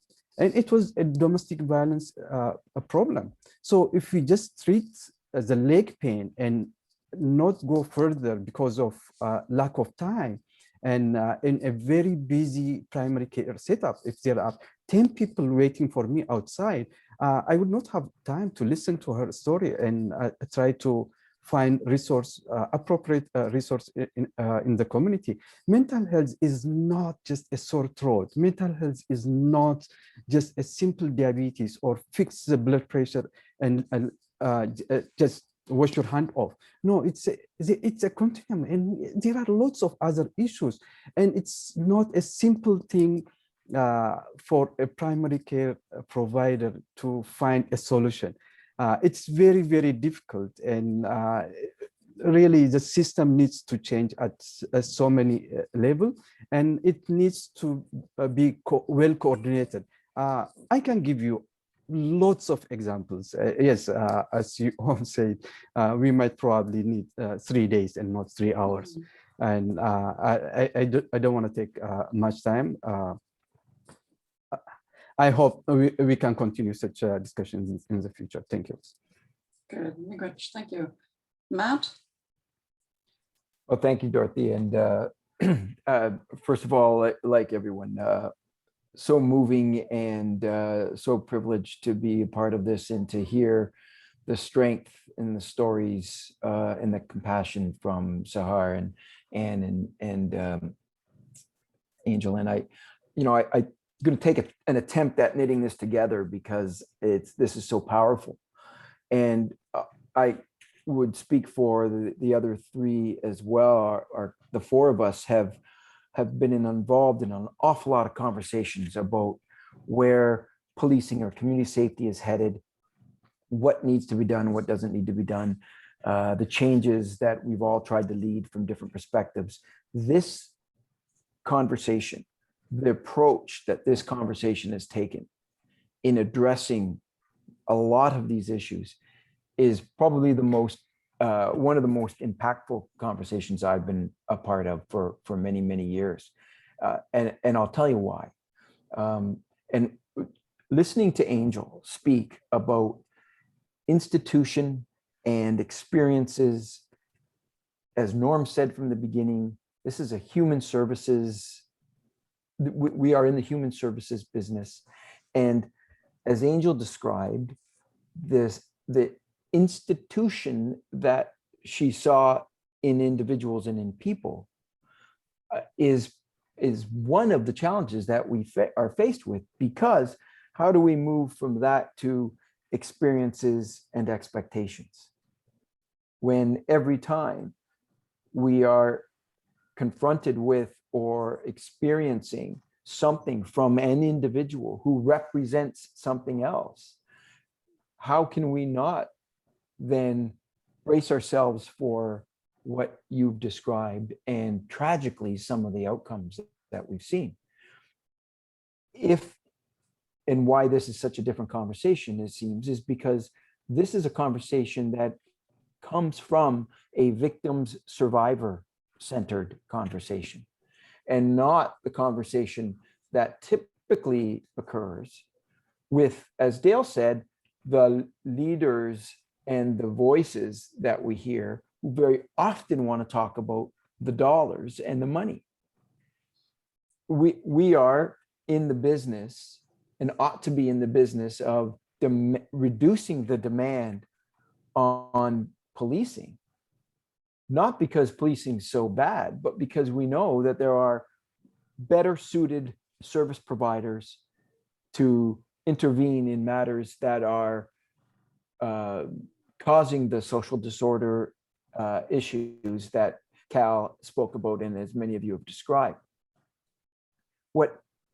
What's concerning is leadership today, and many of the voices only talk about the money. And so therefore they look to very quick, I'll call it inch deep solutions, whether those are body worn cameras or other technology enabled advances in the delivery of a service. And yet we aren't having this kind of a conversation that's rooted in experience, rooted in the impact that the James Forcillos and others have tragically bestowed upon us. And yes, there's the leadership that you see in Dale and Norm and Cal and others, but also the leadership in each and every one of you that are doing the work that we all have to collectively do together. This comes from a place where we now know that it's not about who leads, it's about who leads when, and who leads in what capacity. And the police do not need to lead everything. So we need to design a system. Yes, that's what we're doing. That's what we've dedicated our professional lives towards. And we've done that for a number of different reasons, for a number of, it comes from a number of different places in each one of us, but we're all doing the same thing here. And so I don't have answers, but I have an awful lot of energy. And I think this conversation and this group is something that needs to continue, because we are on the precipice of change. If we can convince and get the right momentum behind us, I think we can actually build a human services system that includes police, includes mental health workers, includes social services. It includes all of us working together collaboratively. And I think what struck me most, and I'll end it here, what struck me most about a conversation that some of us had prior to today is this concept of trust. And and Neil shared an article from Al Jazeera the other day about trust and the language that gets used in policing and building this and building that. And I've heard police leaders say, we have to do different, we have to do this. Trust is the precursor to desire. And the challenge that we are faced with today when it comes to policing, it seems, from my humble experiences, is that we moved and shifted away from need or shifted away from desire or want. And we've ended up in the other side of the equation, which means need. And so we've relied on the police because of need, not because we desire them to help. And somehow we need to move this back in the balance where it ought to have been and where it probably was intended to be back in 1829. But thank you, all of you, for sharing what you've shared. Thank you, Matt.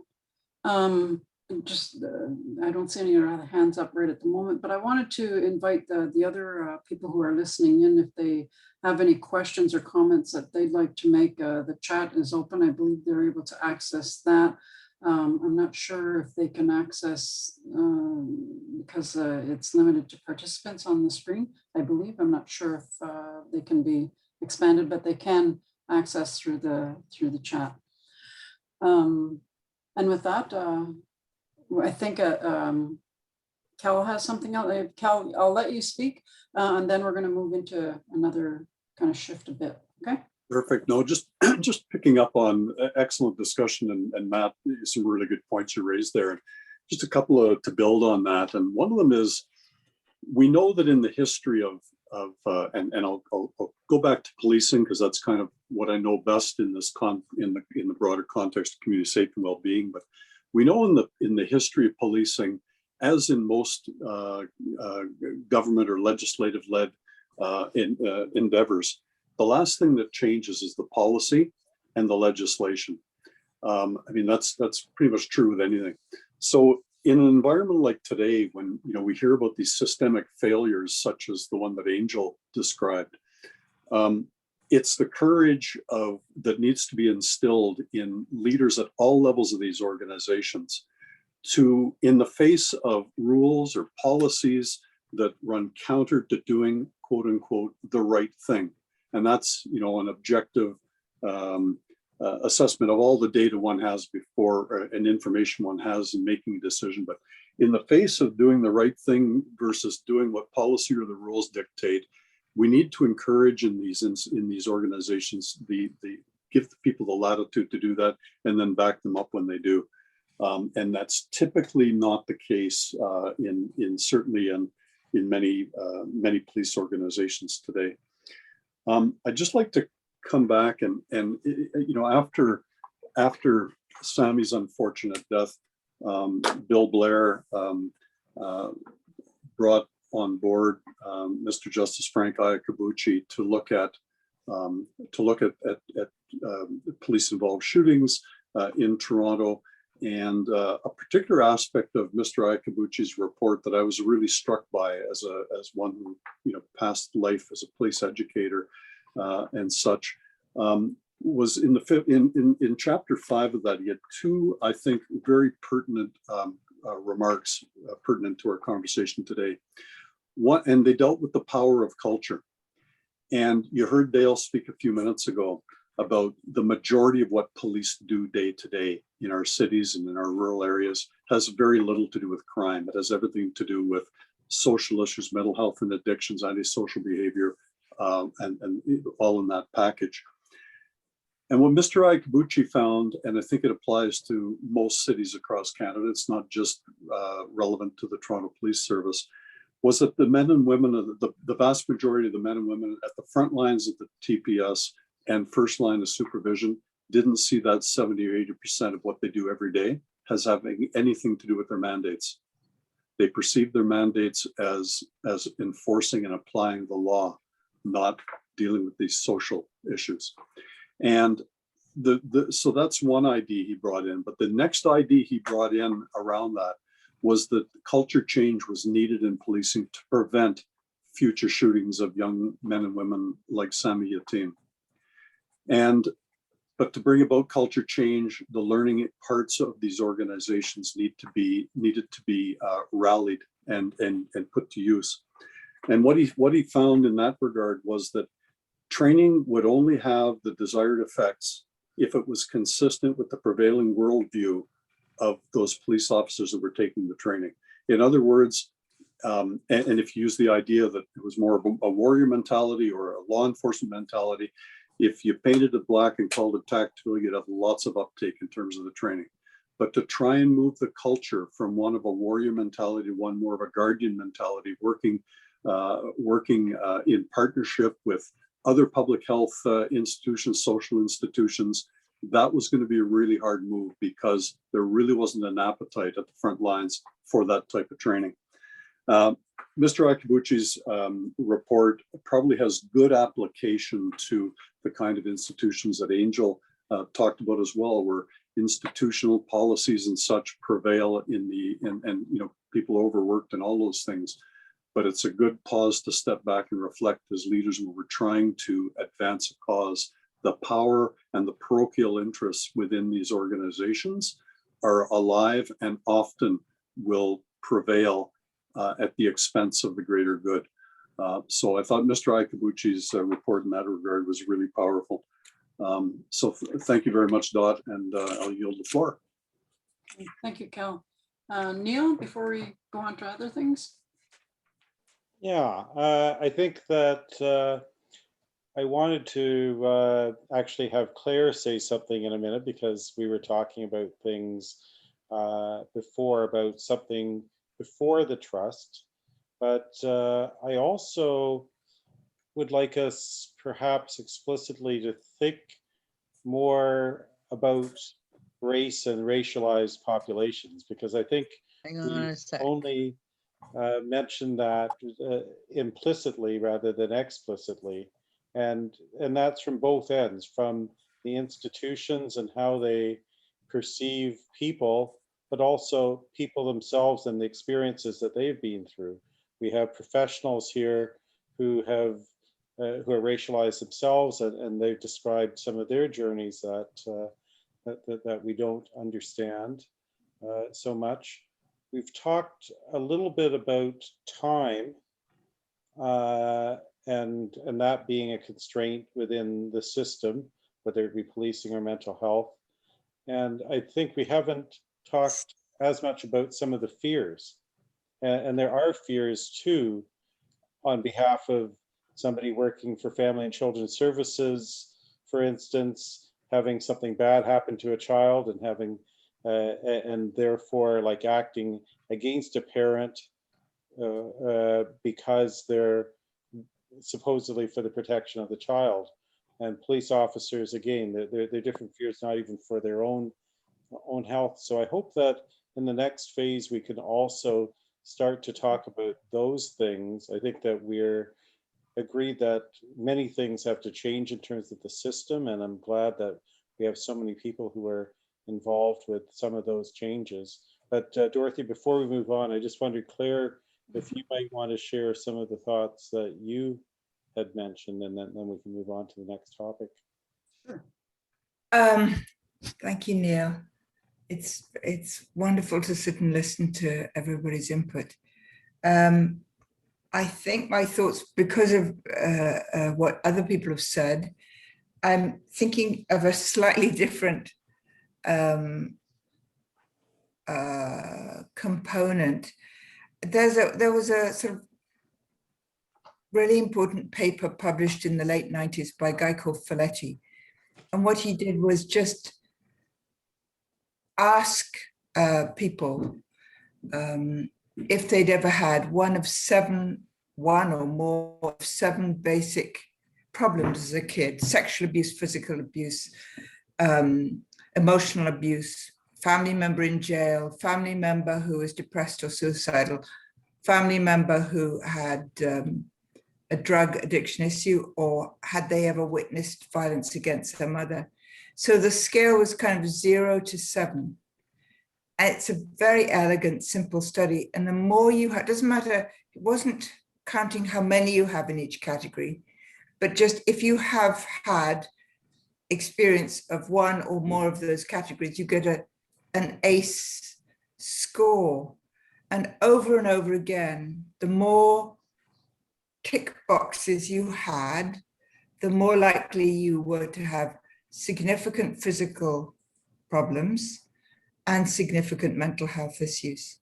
And it's like, if we want our public health, if we want our healthcare money to pay off, it's really in supporting families who are stressed and therefore experience one or more of these complicated issues. It's not taking away kids, it's pouring resources into young families where children are at risk.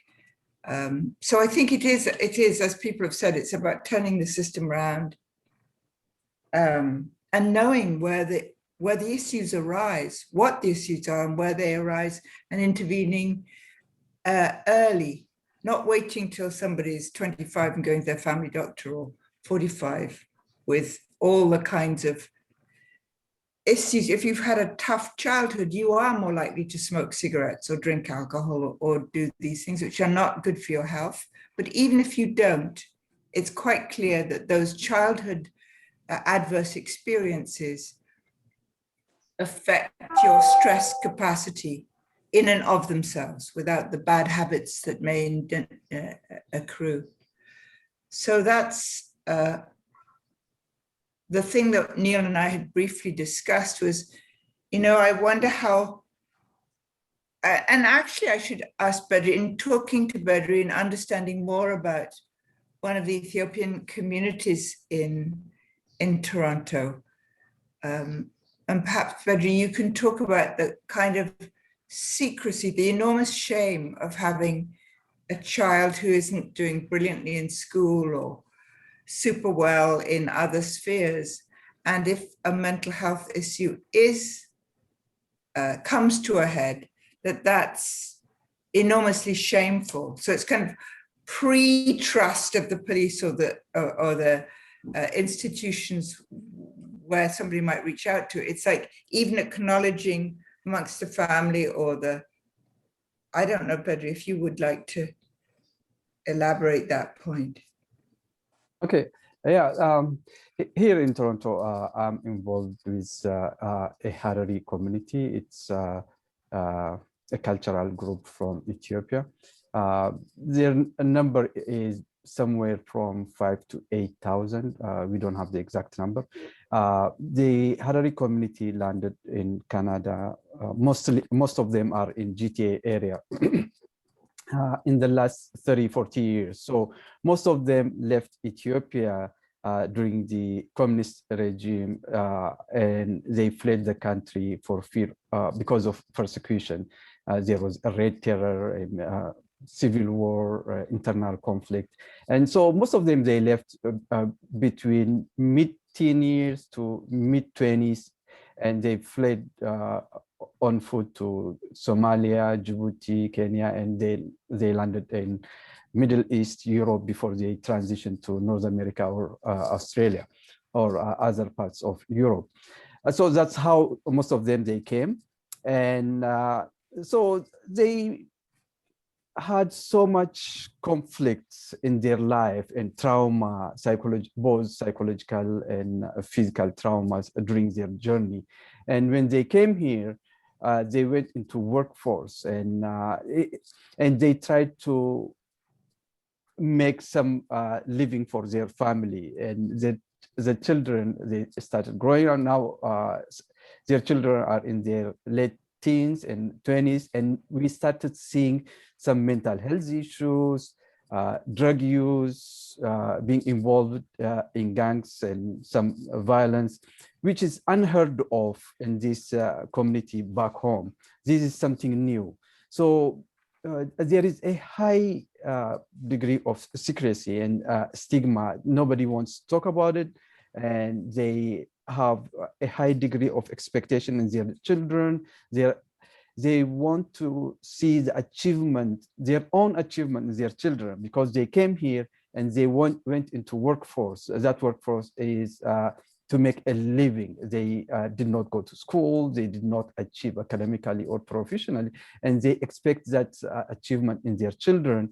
And unfortunately, they weren't there for their children while they were growing up, and the children probably, some of them got involved in with the wrong crowd, and we are seeing the consequences now. We have so many young kids and young adults in a wrong way, and we want to try to help them. And the resource is there, even though it's scarce. And now the family and the parents are not ready to talk about it because of the stigma, the shame.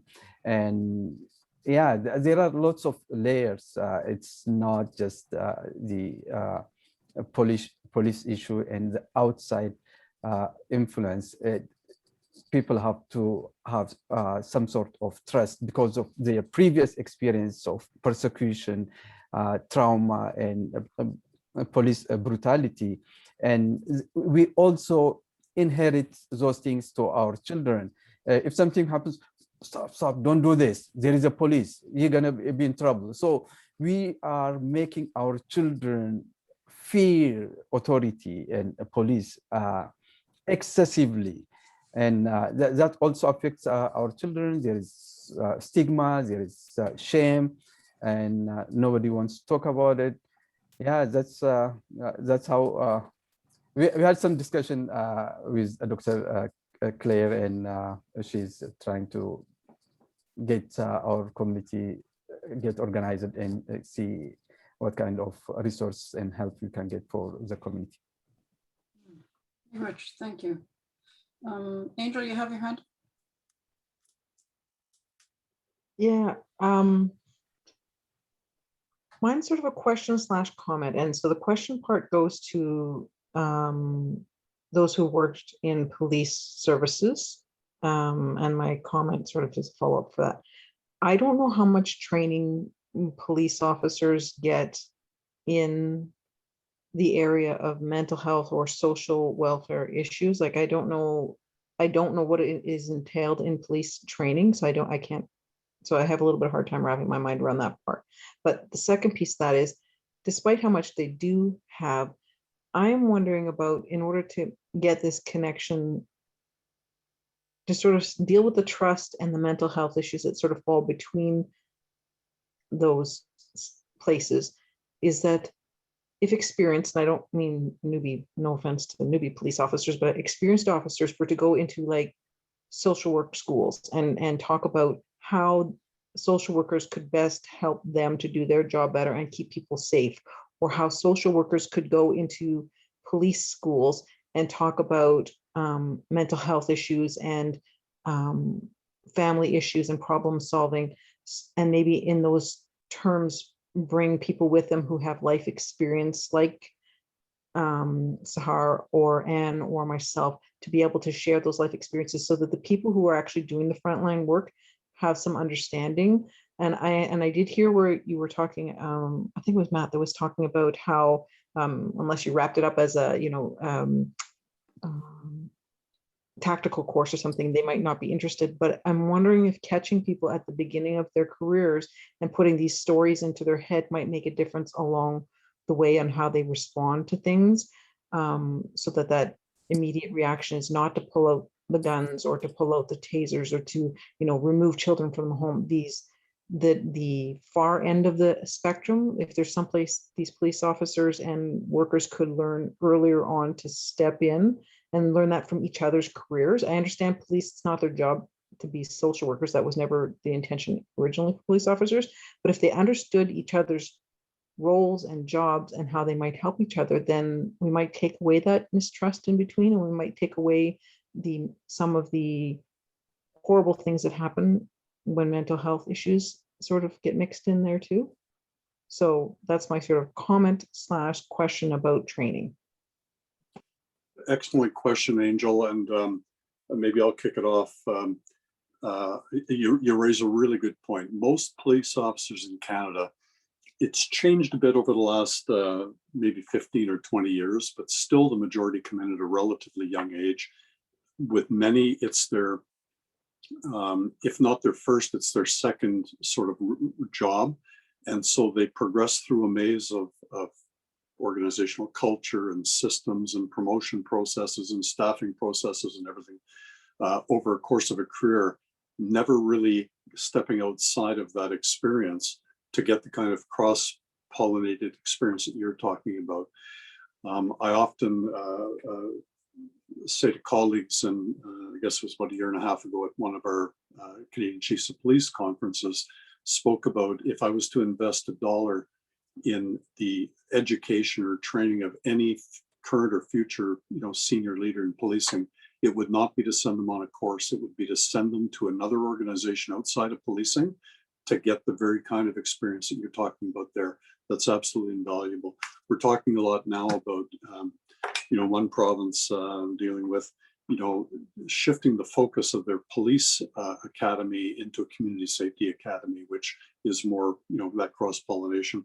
I happen to have from one of our provinces here, and the numbers may not be exact, but I just happened to be working this morning and looking at the police commission's overview of training in that province. And out of a total of 720 hours that go into their police recruit training, 13 hours are devoted to diversity, 21 hours devoted to de-escalation, and 23 hours devoted to mental health issues. Whereas when it comes to criminal law, it's 97 hours and devoted to that. So, there's a whole range of things in there. But just to give you an idea, that needs to shift. The law is important. They need to have a good understanding of that. But I think to your point, needs to be a better balance there with some of the others. Norm?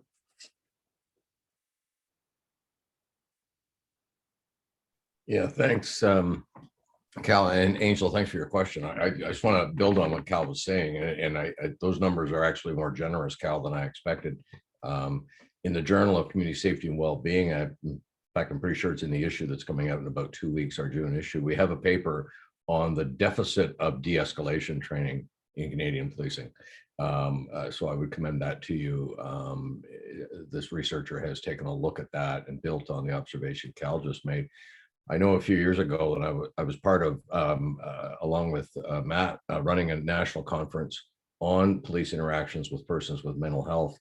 And that was 2014. And at that time, those numbers were somewhere in the neighborhood of 4 hours of actual training or education on mental health issues during the 5-month period that they were at the Ontario Police College.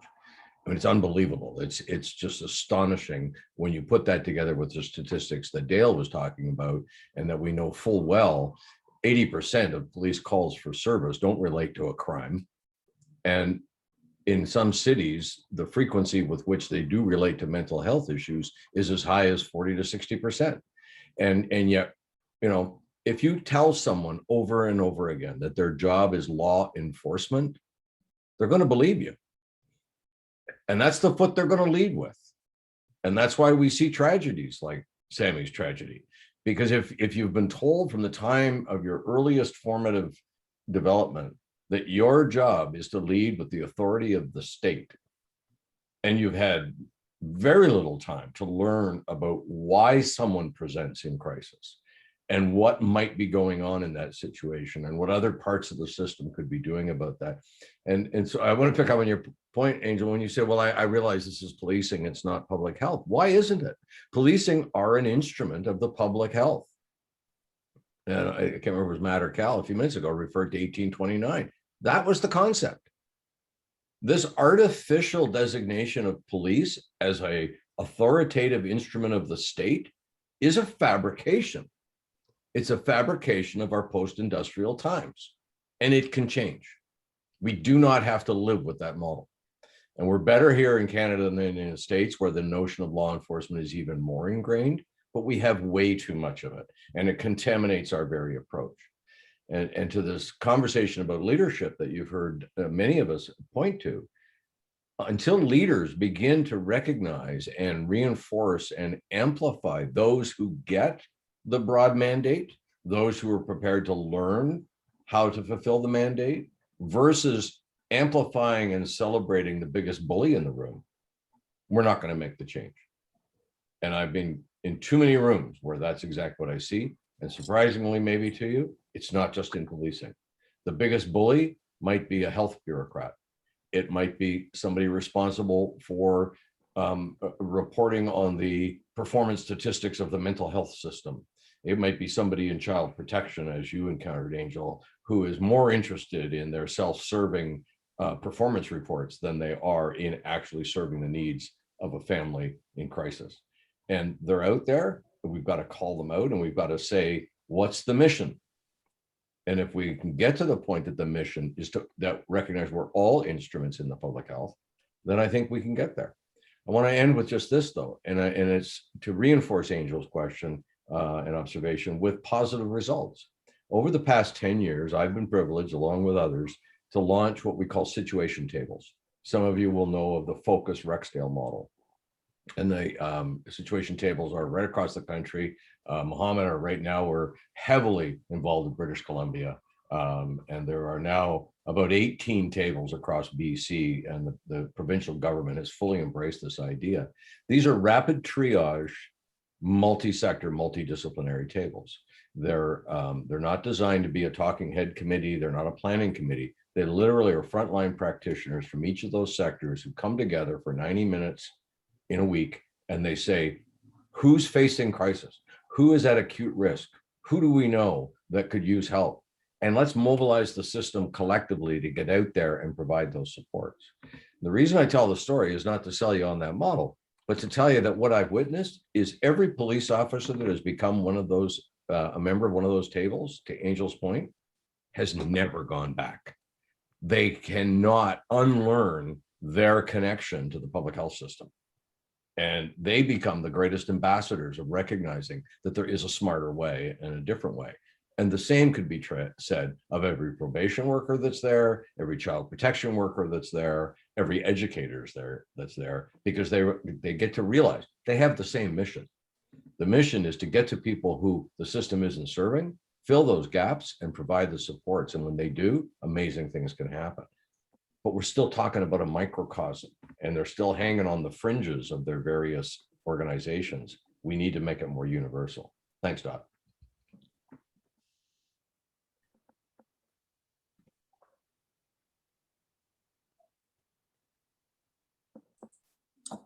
I have Zahar and Claire who will be speaking in a moment, but I wanted to share what's been posted on the Q&A, which may guide what we'll be expressing right now, because we are moving into the area that I was expecting to move into, and talking about what builds trust and how that can, what's worked and what has not worked, and those kind of things, and moving it into the marginalized population experiences, because we haven't heard a lot of that with our group today. And so I'd like to hear more of that again. But I'd like to relate what Mary Louise has posted in the Q&A. She expresses gratitude. Thank you for sharing your stories and for your ideas. This is not an easy discussion, but an imperative one. One of the panelists made the point about the need for necessary disruption in policing practices.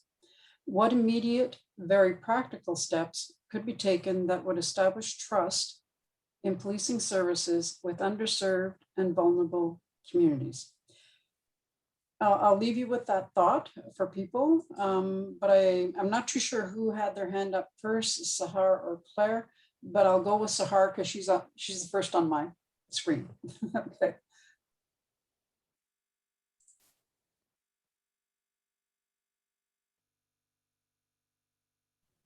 Okay, I have some questions to all of you. Excuse my simple English, and if I don't express well, why we don't move to action, even for every single case. For example, I have some points. Forcello raised his gun 12 times in a period within 3.5 years. And that's not normal. He has a chief, he has manager. Why don't they notice that? You know, I think he has to go for psychiatric consultation. It's not normal to raise his gun 12 times. This is first. Then why is shoot to kill? This is for you, for the gentleman with us working in the police, you know. Why shoot to kill? For example, the first bullet for Sammy was in his arm. It was enough. Why 9 bullets? And the other thing, what they did for the victim, for me and my family. Me and my daughter, we were at home alone without family, just me and my daughter. You know, we don't have relatives here. We don't have career. We don't have anything. She's very depressed in her room. And I was also in a nervous shock. I asked my family doctor to have appointment with the psychiatrist. She gave me an appointment after 3 months. I'm new in this country. I didn't know about CAMH. I don't know anything. So what the police did for us as a victim? I asked my victim service, I want to learn English just to express myself well. And she said, okay. They didn't do anything for me.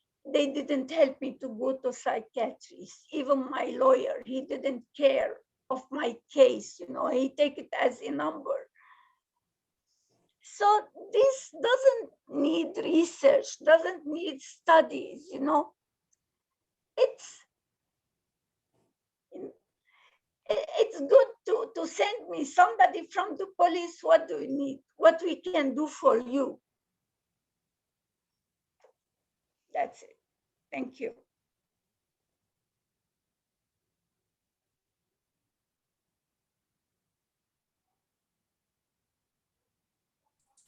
I forgot to turn my mic on, I apologize. Claire.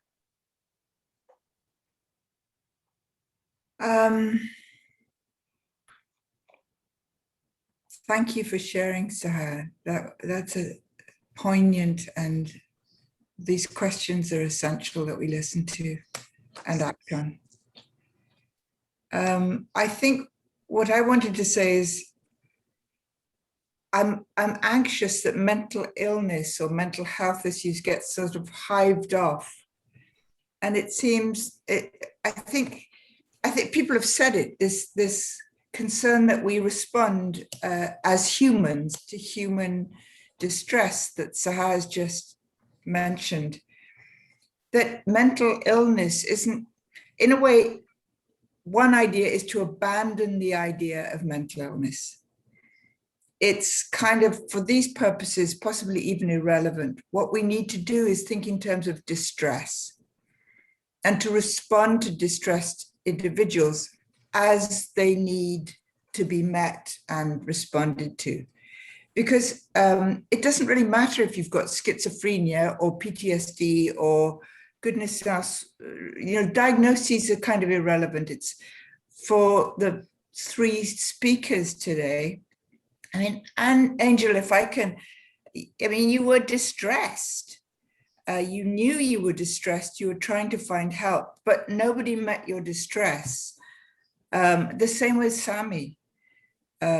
He was distressed. He was in a tough spot. And in a way, once we hive off mental health into some kind of other thing, we stop responding to each other, to people in distress as humans, to whether we call it de-escalation or kind of trying to understand what the problem is in a reasonable way. So I guess instead of shouting for somebody to drop their weapon, you say, George, I'm here.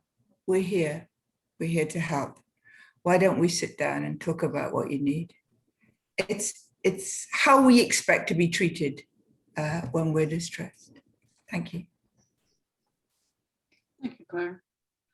That definitely moves the conversation into what we can do or what we would like to see happen from the conversation we've just had. And how do we, how would we move from here? How does the group, any ideas of how to do that? The questions that just came out were obviously very relevant in how we're going to, as a group, even proceed to answer them, and what do we need in place to answer them, those kind of things, people's thoughts, ideas about that, and how that can be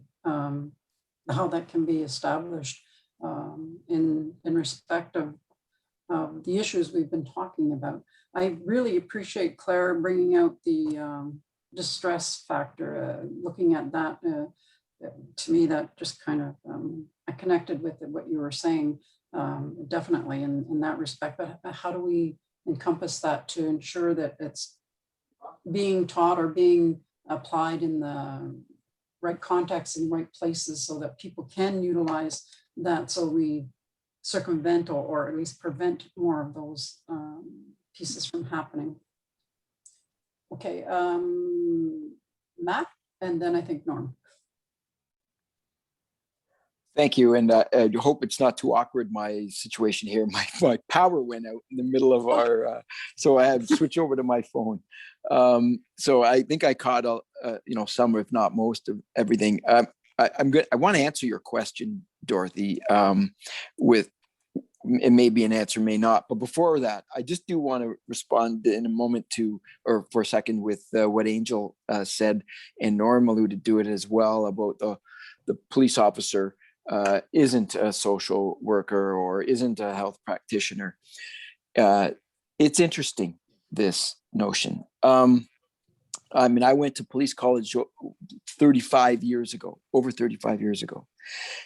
One of the moments that has always rung true to me, and it stuck with me the entire time, was our instructor actually telling us the opposite. That when you are out there, you need to think of yourself as a teacher, a parent, a doctor, a social worker, a member of the clergy. Not that you're going to be that, but there are times when that's what the person calling for help thinks they're getting. And to have that in your mind when you're interacting with somebody in distress, in need, in asking for help, in a weakened state. And where this changed along the way, I'm not sure.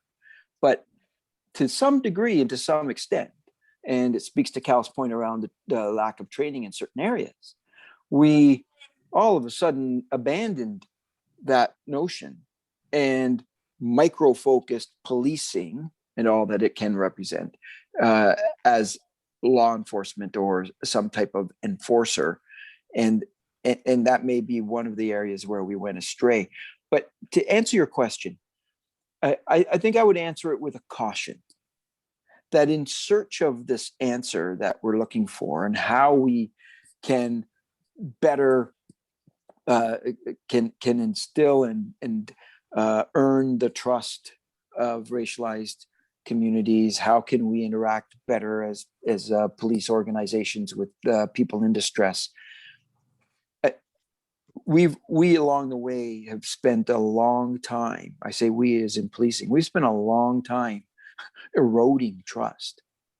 We're not going to all of a sudden recapture it overnight. It needs to be earned. My caution is that we remind ourselves that racism and systemic racism is not just in policing, that the lack of trust in racialized communities doesn't exist just within the service offered by policing. The force, abuse, the mishandling, the lack of outcomes and lack of impact that Dale spoke about is resident among all of these services. Policing, it could be argued, takes up a disproportionate amount of space within all of these systems and service systems of systems that we all rely on. And the moment in time we've had task force, we've had inquiries, we've had commissions, we have all sorts of work done to identify that we've got a problem in policing, that we need policing to change. And yet we're still talking about the same thing. And I would suggest respectfully that one of the reasons why policing's been so slow to change is because we gravitate to these, I call them retailed answers that satisfy for a short time. Oh, we've got a racism problem in policing. Let's hire more Black people. Let's hire more racialized people. That's the answer. That's not the answer. You think that we're just going to put body cameras on police officers and all of a sudden change their behavior? That's not going to change their behavior. That's not going to cause them to de-escalate. It's about values. It's about at the root of what those individuals are providing as far as the service is concerned and how they fit within this system that for our conversations and for our professions, we're in the policing profession. That's where we're focused. But we know that we need to do it in partnership with all the other systems. So my caution in addressing change is to not look at simple solutions, these minute little small wins, if you want to call it that, but the gimmicks, the limited training. Oh, we'll just train more people in respecting other people. We'll put a body-worn camera on them. We'll hire more people from racialized communities. That's not going to solve the problem. It has to be more systemic than that and deeper than that. And this is the passion in the work that the four of us are involved in. Good. Thank you, Matt. Norm? Yeah, I just want it's funny that Matt went to the same place after Claire spoke, because I had the same reaction. Claire, I think it's brilliant that you're describing what I would paraphrase as a continuum of distress. A far more helpful way to look at the people that we interact with from any part of the system than the kind of retail gimmicks that Matt just talked about, where in the case of policing, you're taught from a very early age the world could be divided into good guys, bad guys, and people who are mentally ill. And those are very narrow buckets that precipitate very narrow responses. And I would guess that the doctors on the screen would recognize similarly overly compartmentalized diagnostics that don't treat the whole person, that don't, the health movement has moved towards a broader wellness spectrum for many decades now.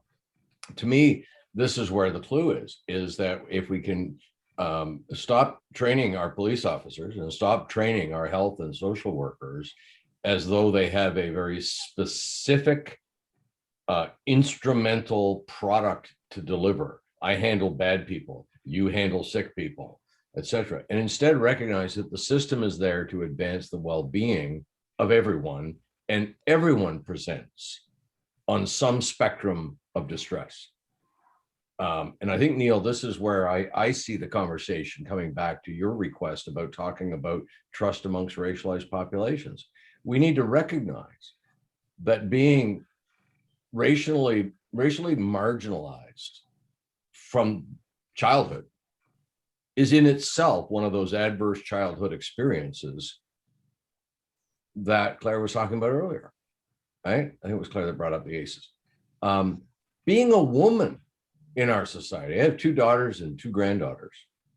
Being a woman in our society puts someone on a spectrum of distress just by the decades of marginalization and mistreatment that they may occur. And everyone who encounters a woman in a situation of some challenge needs to be trauma informed or recognize that that's informing their position, their reaction, just as it would with a racialized person. I also have a gay grandson who lives in the village in Toronto, and I've seen through his eyes and heard from his experience how frightened the LGBTQ community is because of the traumas that they've experienced. I think it's this cartoonish nature by which we say good guys, bad guys, cops roll up, they must be a bad guy. That's what leads to the tragedies that we're hearing about. But if we get to the point where we recognize that policing, healthcare workers, social workers, child protection workers are part of a system to deal with people, all of whom are in various degrees of different life experience, and bring that compassion to care, I think we can get past the similarly cartoonish behaviors that I think have happened that lead to very visible incidents of racism, sexism, whatever it happens to be. Rich.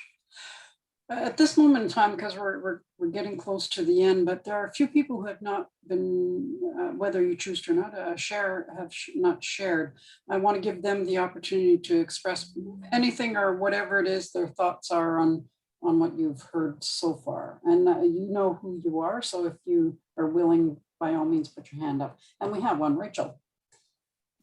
Yeah, thank you. And thank you to everyone who shared their really difficult stories here today. That it takes a lot to be able to do that. And I personally feel really honored to have been here and to hear your stories.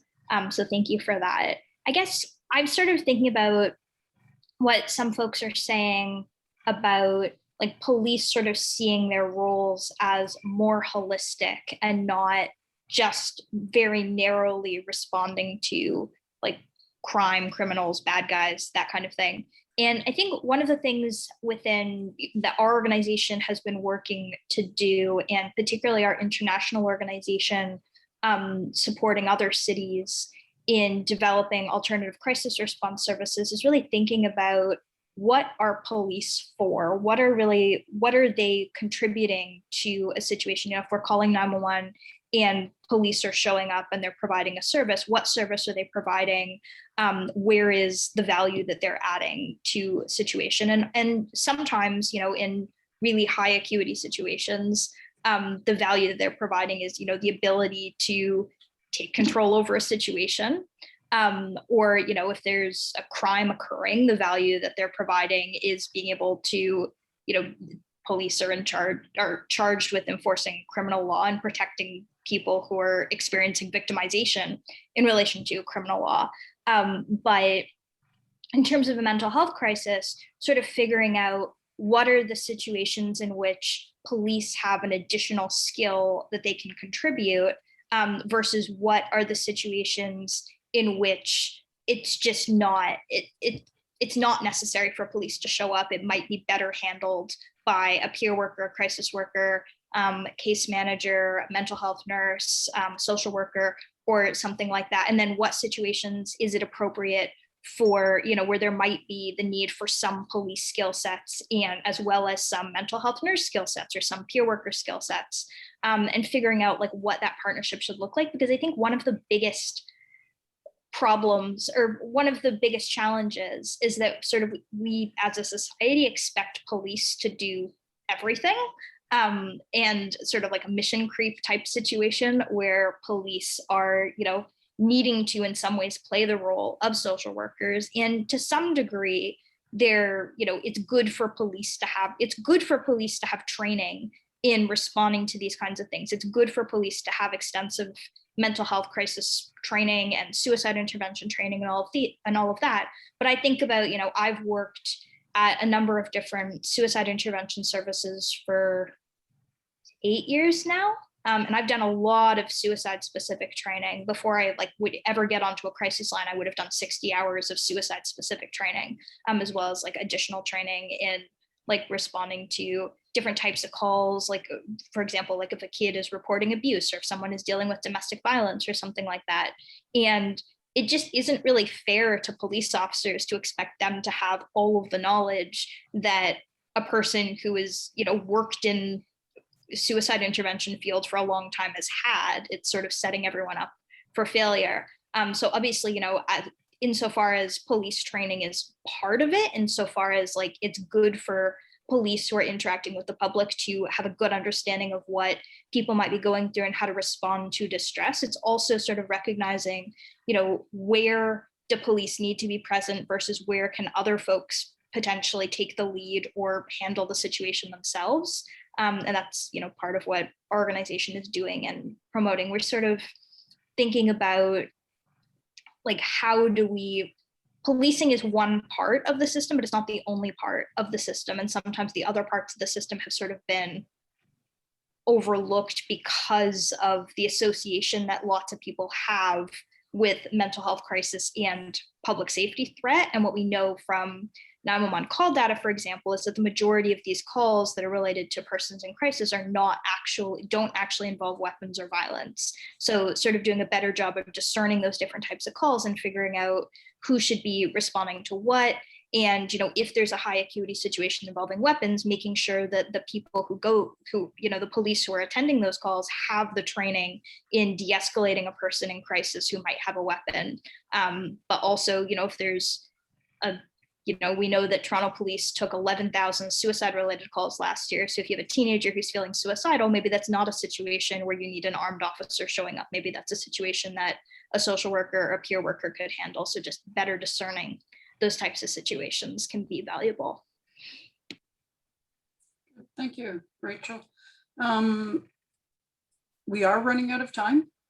It's just about 1:45. So I don't mean to cut the conversation off, but from here, I'm not too sure exactly where the group wants to go yet. Perhaps I'm going to suggest this is because of our limited time now, suggest that maybe the email system may work if you email Pegasus. So I'm going to ask Neil of this, whether that's a good idea or not, so that we can connect you to whatever your thoughts are going from here. We talked about that to some degree to answer those questions and those kind of things, but how we actually move forward, it isn't laid out yet, as from what I can see, how the group would like to move forward with that. But we are running out of time, and we know that people have to go to their own places, do what they need to do. So if the group is okay with all of that, we'll move to the closing. If somebody has got something that really needs to be expressed, you have to quickly put up your hand. Cal here, Dorothy. I've got a quick question. I apologize. I had to skip away there for about 7 minutes. My question is for our three colleagues that shared their personal experiences with tragedy. And it's whether the system, in the various cases, examples that you've provided, to what degree have you been invited in to share your experiences in the case with the police, and in Angel, your case with social service or child services? Has there been any outreach in that regard, or have you had those experiences? No. Angel saying no. Sahar, have you been invited to speak? No. So if I could just take a moment, about 3 years ago, and I'll share this, and the public report, we can share it with you. Our organization partnership, we reached out to MAD Canada, and we undertook a study into the social, health, and economic impacts on families of Canadians killed by impaired drivers, to bring that lived experience that those families had experienced.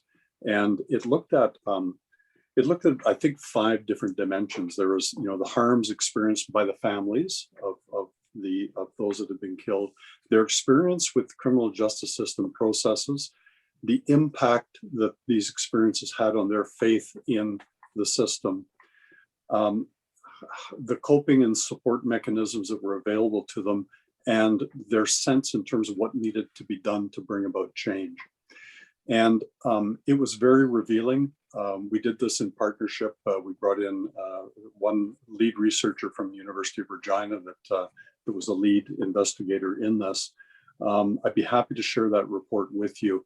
And I guess one of the things we were able to do with that was bring these stories through MAD Canada, through our organization, at different conferences involving police officers and people in the providing broader community safety and well-being supports, to bring those stories to them. because, you know, as my colleagues would attest today, this has been very impactful hearing firsthand from the three of you, your experiences.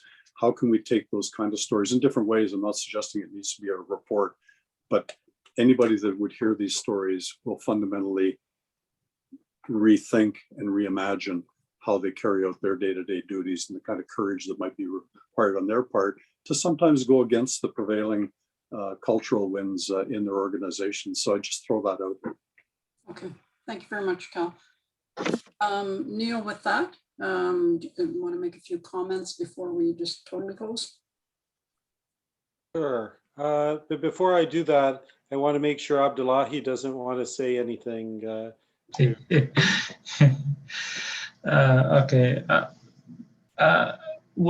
Thank you so much, Neil, for inviting me to this meeting. It's great to be here on this table. And a lot of you talk about trust. It's very important. Like I live Kitchener-Waterloo, and the community that I live and the youth I talk to them, if you ask them a lot of questions about police today, they will say, I don't trust police. Even if I have mental health problems, if I have anything, doesn't happen. For example, last summer, there was a Somali gentleman who had mental health issues, and it went to media. He was driving, police stopped him, a few police came, they beat him to all the way, and it went social media. He was arrested and he was released. But up to now, nobody reached out to the community. I think there was one-time meeting, but that's it. When community complained, one-time meeting, but no follow-up, nothing happened. And nobody look after his mental health. He lives in this community. And yes, similar stories have been thrown on Kitchener. There was a lot of Somali youth with police violence and all of that. I don't know if you talk to people in the community, the thing they'll ask you is trust.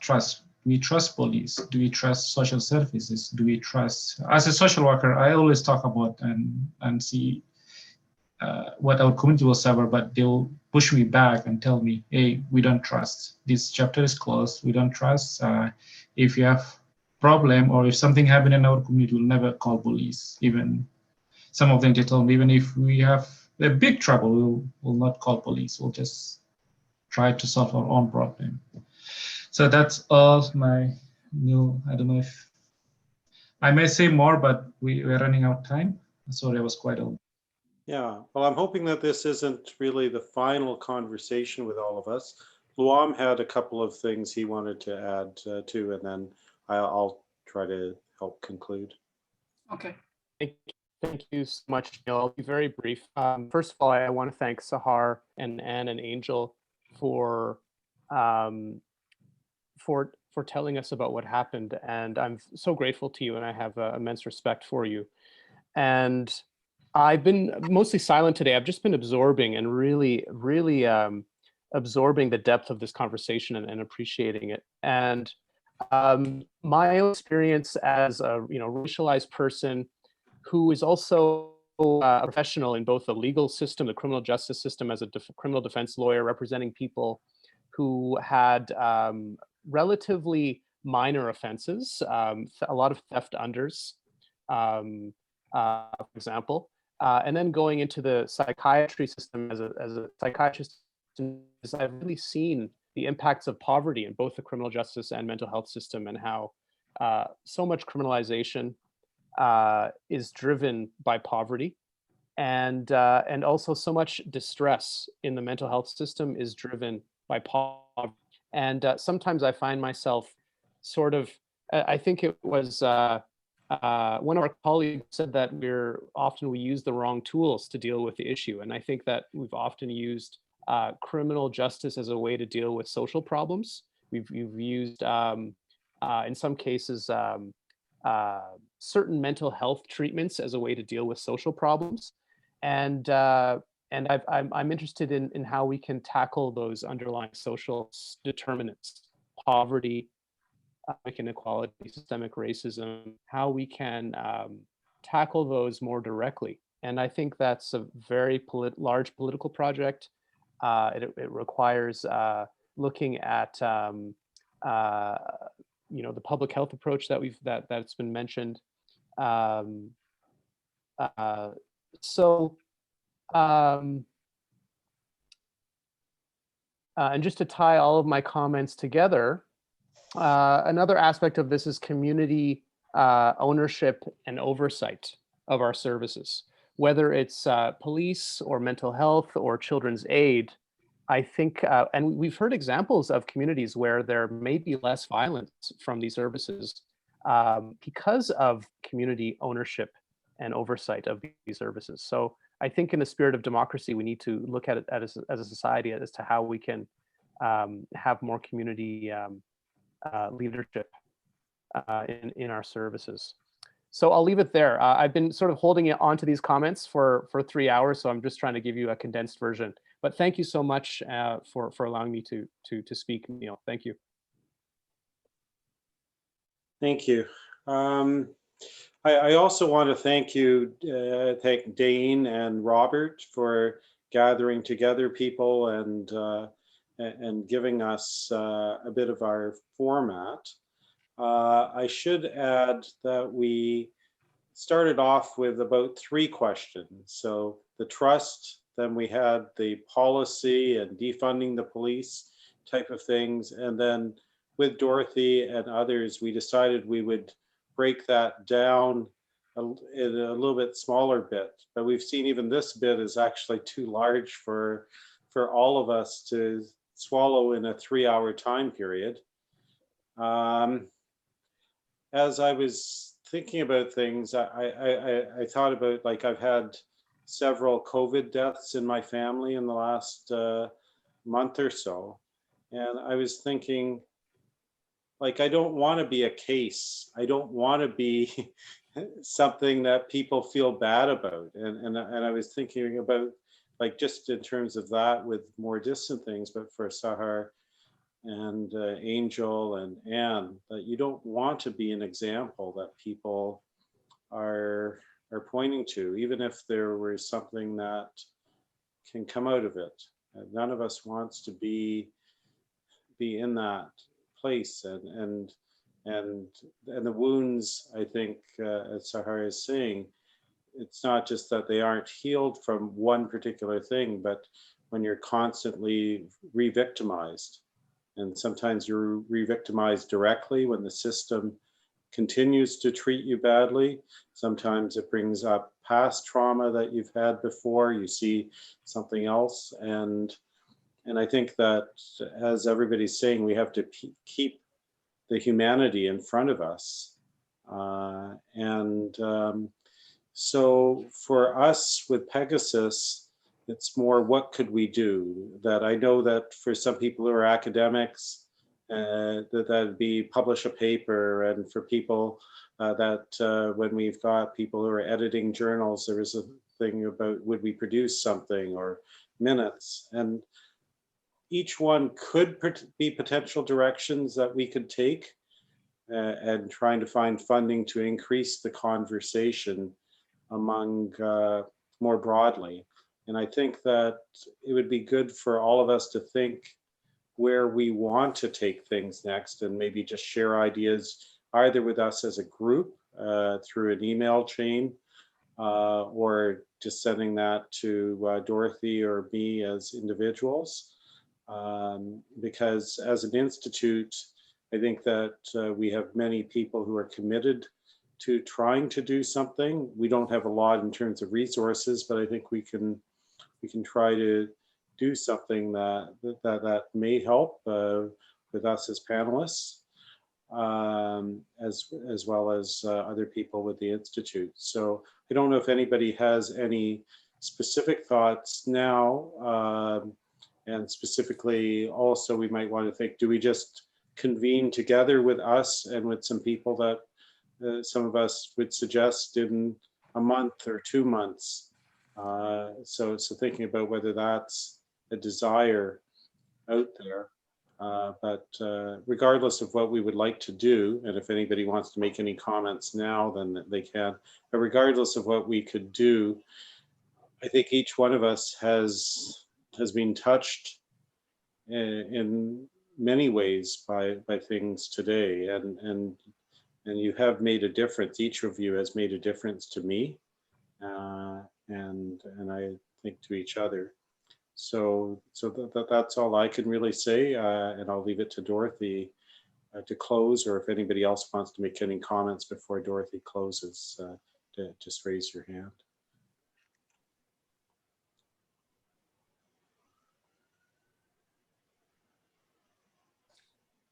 Okay. I will close. And so as Neil suggested, you can email either him or myself, those who know whichever ones can respond in that way to what might be our next steps as a group, how people see that. And through Pegasus, we can figure out what where we need to go from here, that kind of thing, or where the group wants to go from here anyway. And so I personally want to thank everybody for sharing. I tried to, was trying not to leave anybody out. And so I appreciate Neil allowing Liam to speak because I didn't see a hand or didn't see anything to do that. So I appreciate that, Neil, I really do. So I always like to try to make space for people when we're sharing in this kind of way to ensure that everybody's voice is heard in some way, shape, or form. And so again, I say miigwech, or thank you for participating, for sharing, and for being very good participants in respect of sharing this space with each other and allowing everyone to do that. Especially thank the guest speakers, Sahara, for sharing their story, and for sharing hers, and Angel for sharing yours also, to bring that roundness and context to what we're talking about here, and creating and helping to create that change that hopefully will be coming, if not sooner than later. Closing the session, I will sound the drum 4 times again. And what that does, in my understanding and my belief system, it releases all of those that we've invited here to go home, which is yourselves as well. So I will just sound it 4 times and we will be complete.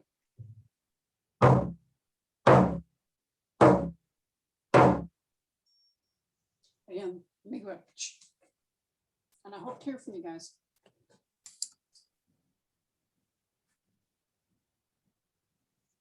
Thank you. Thank you. Thank you, everyone.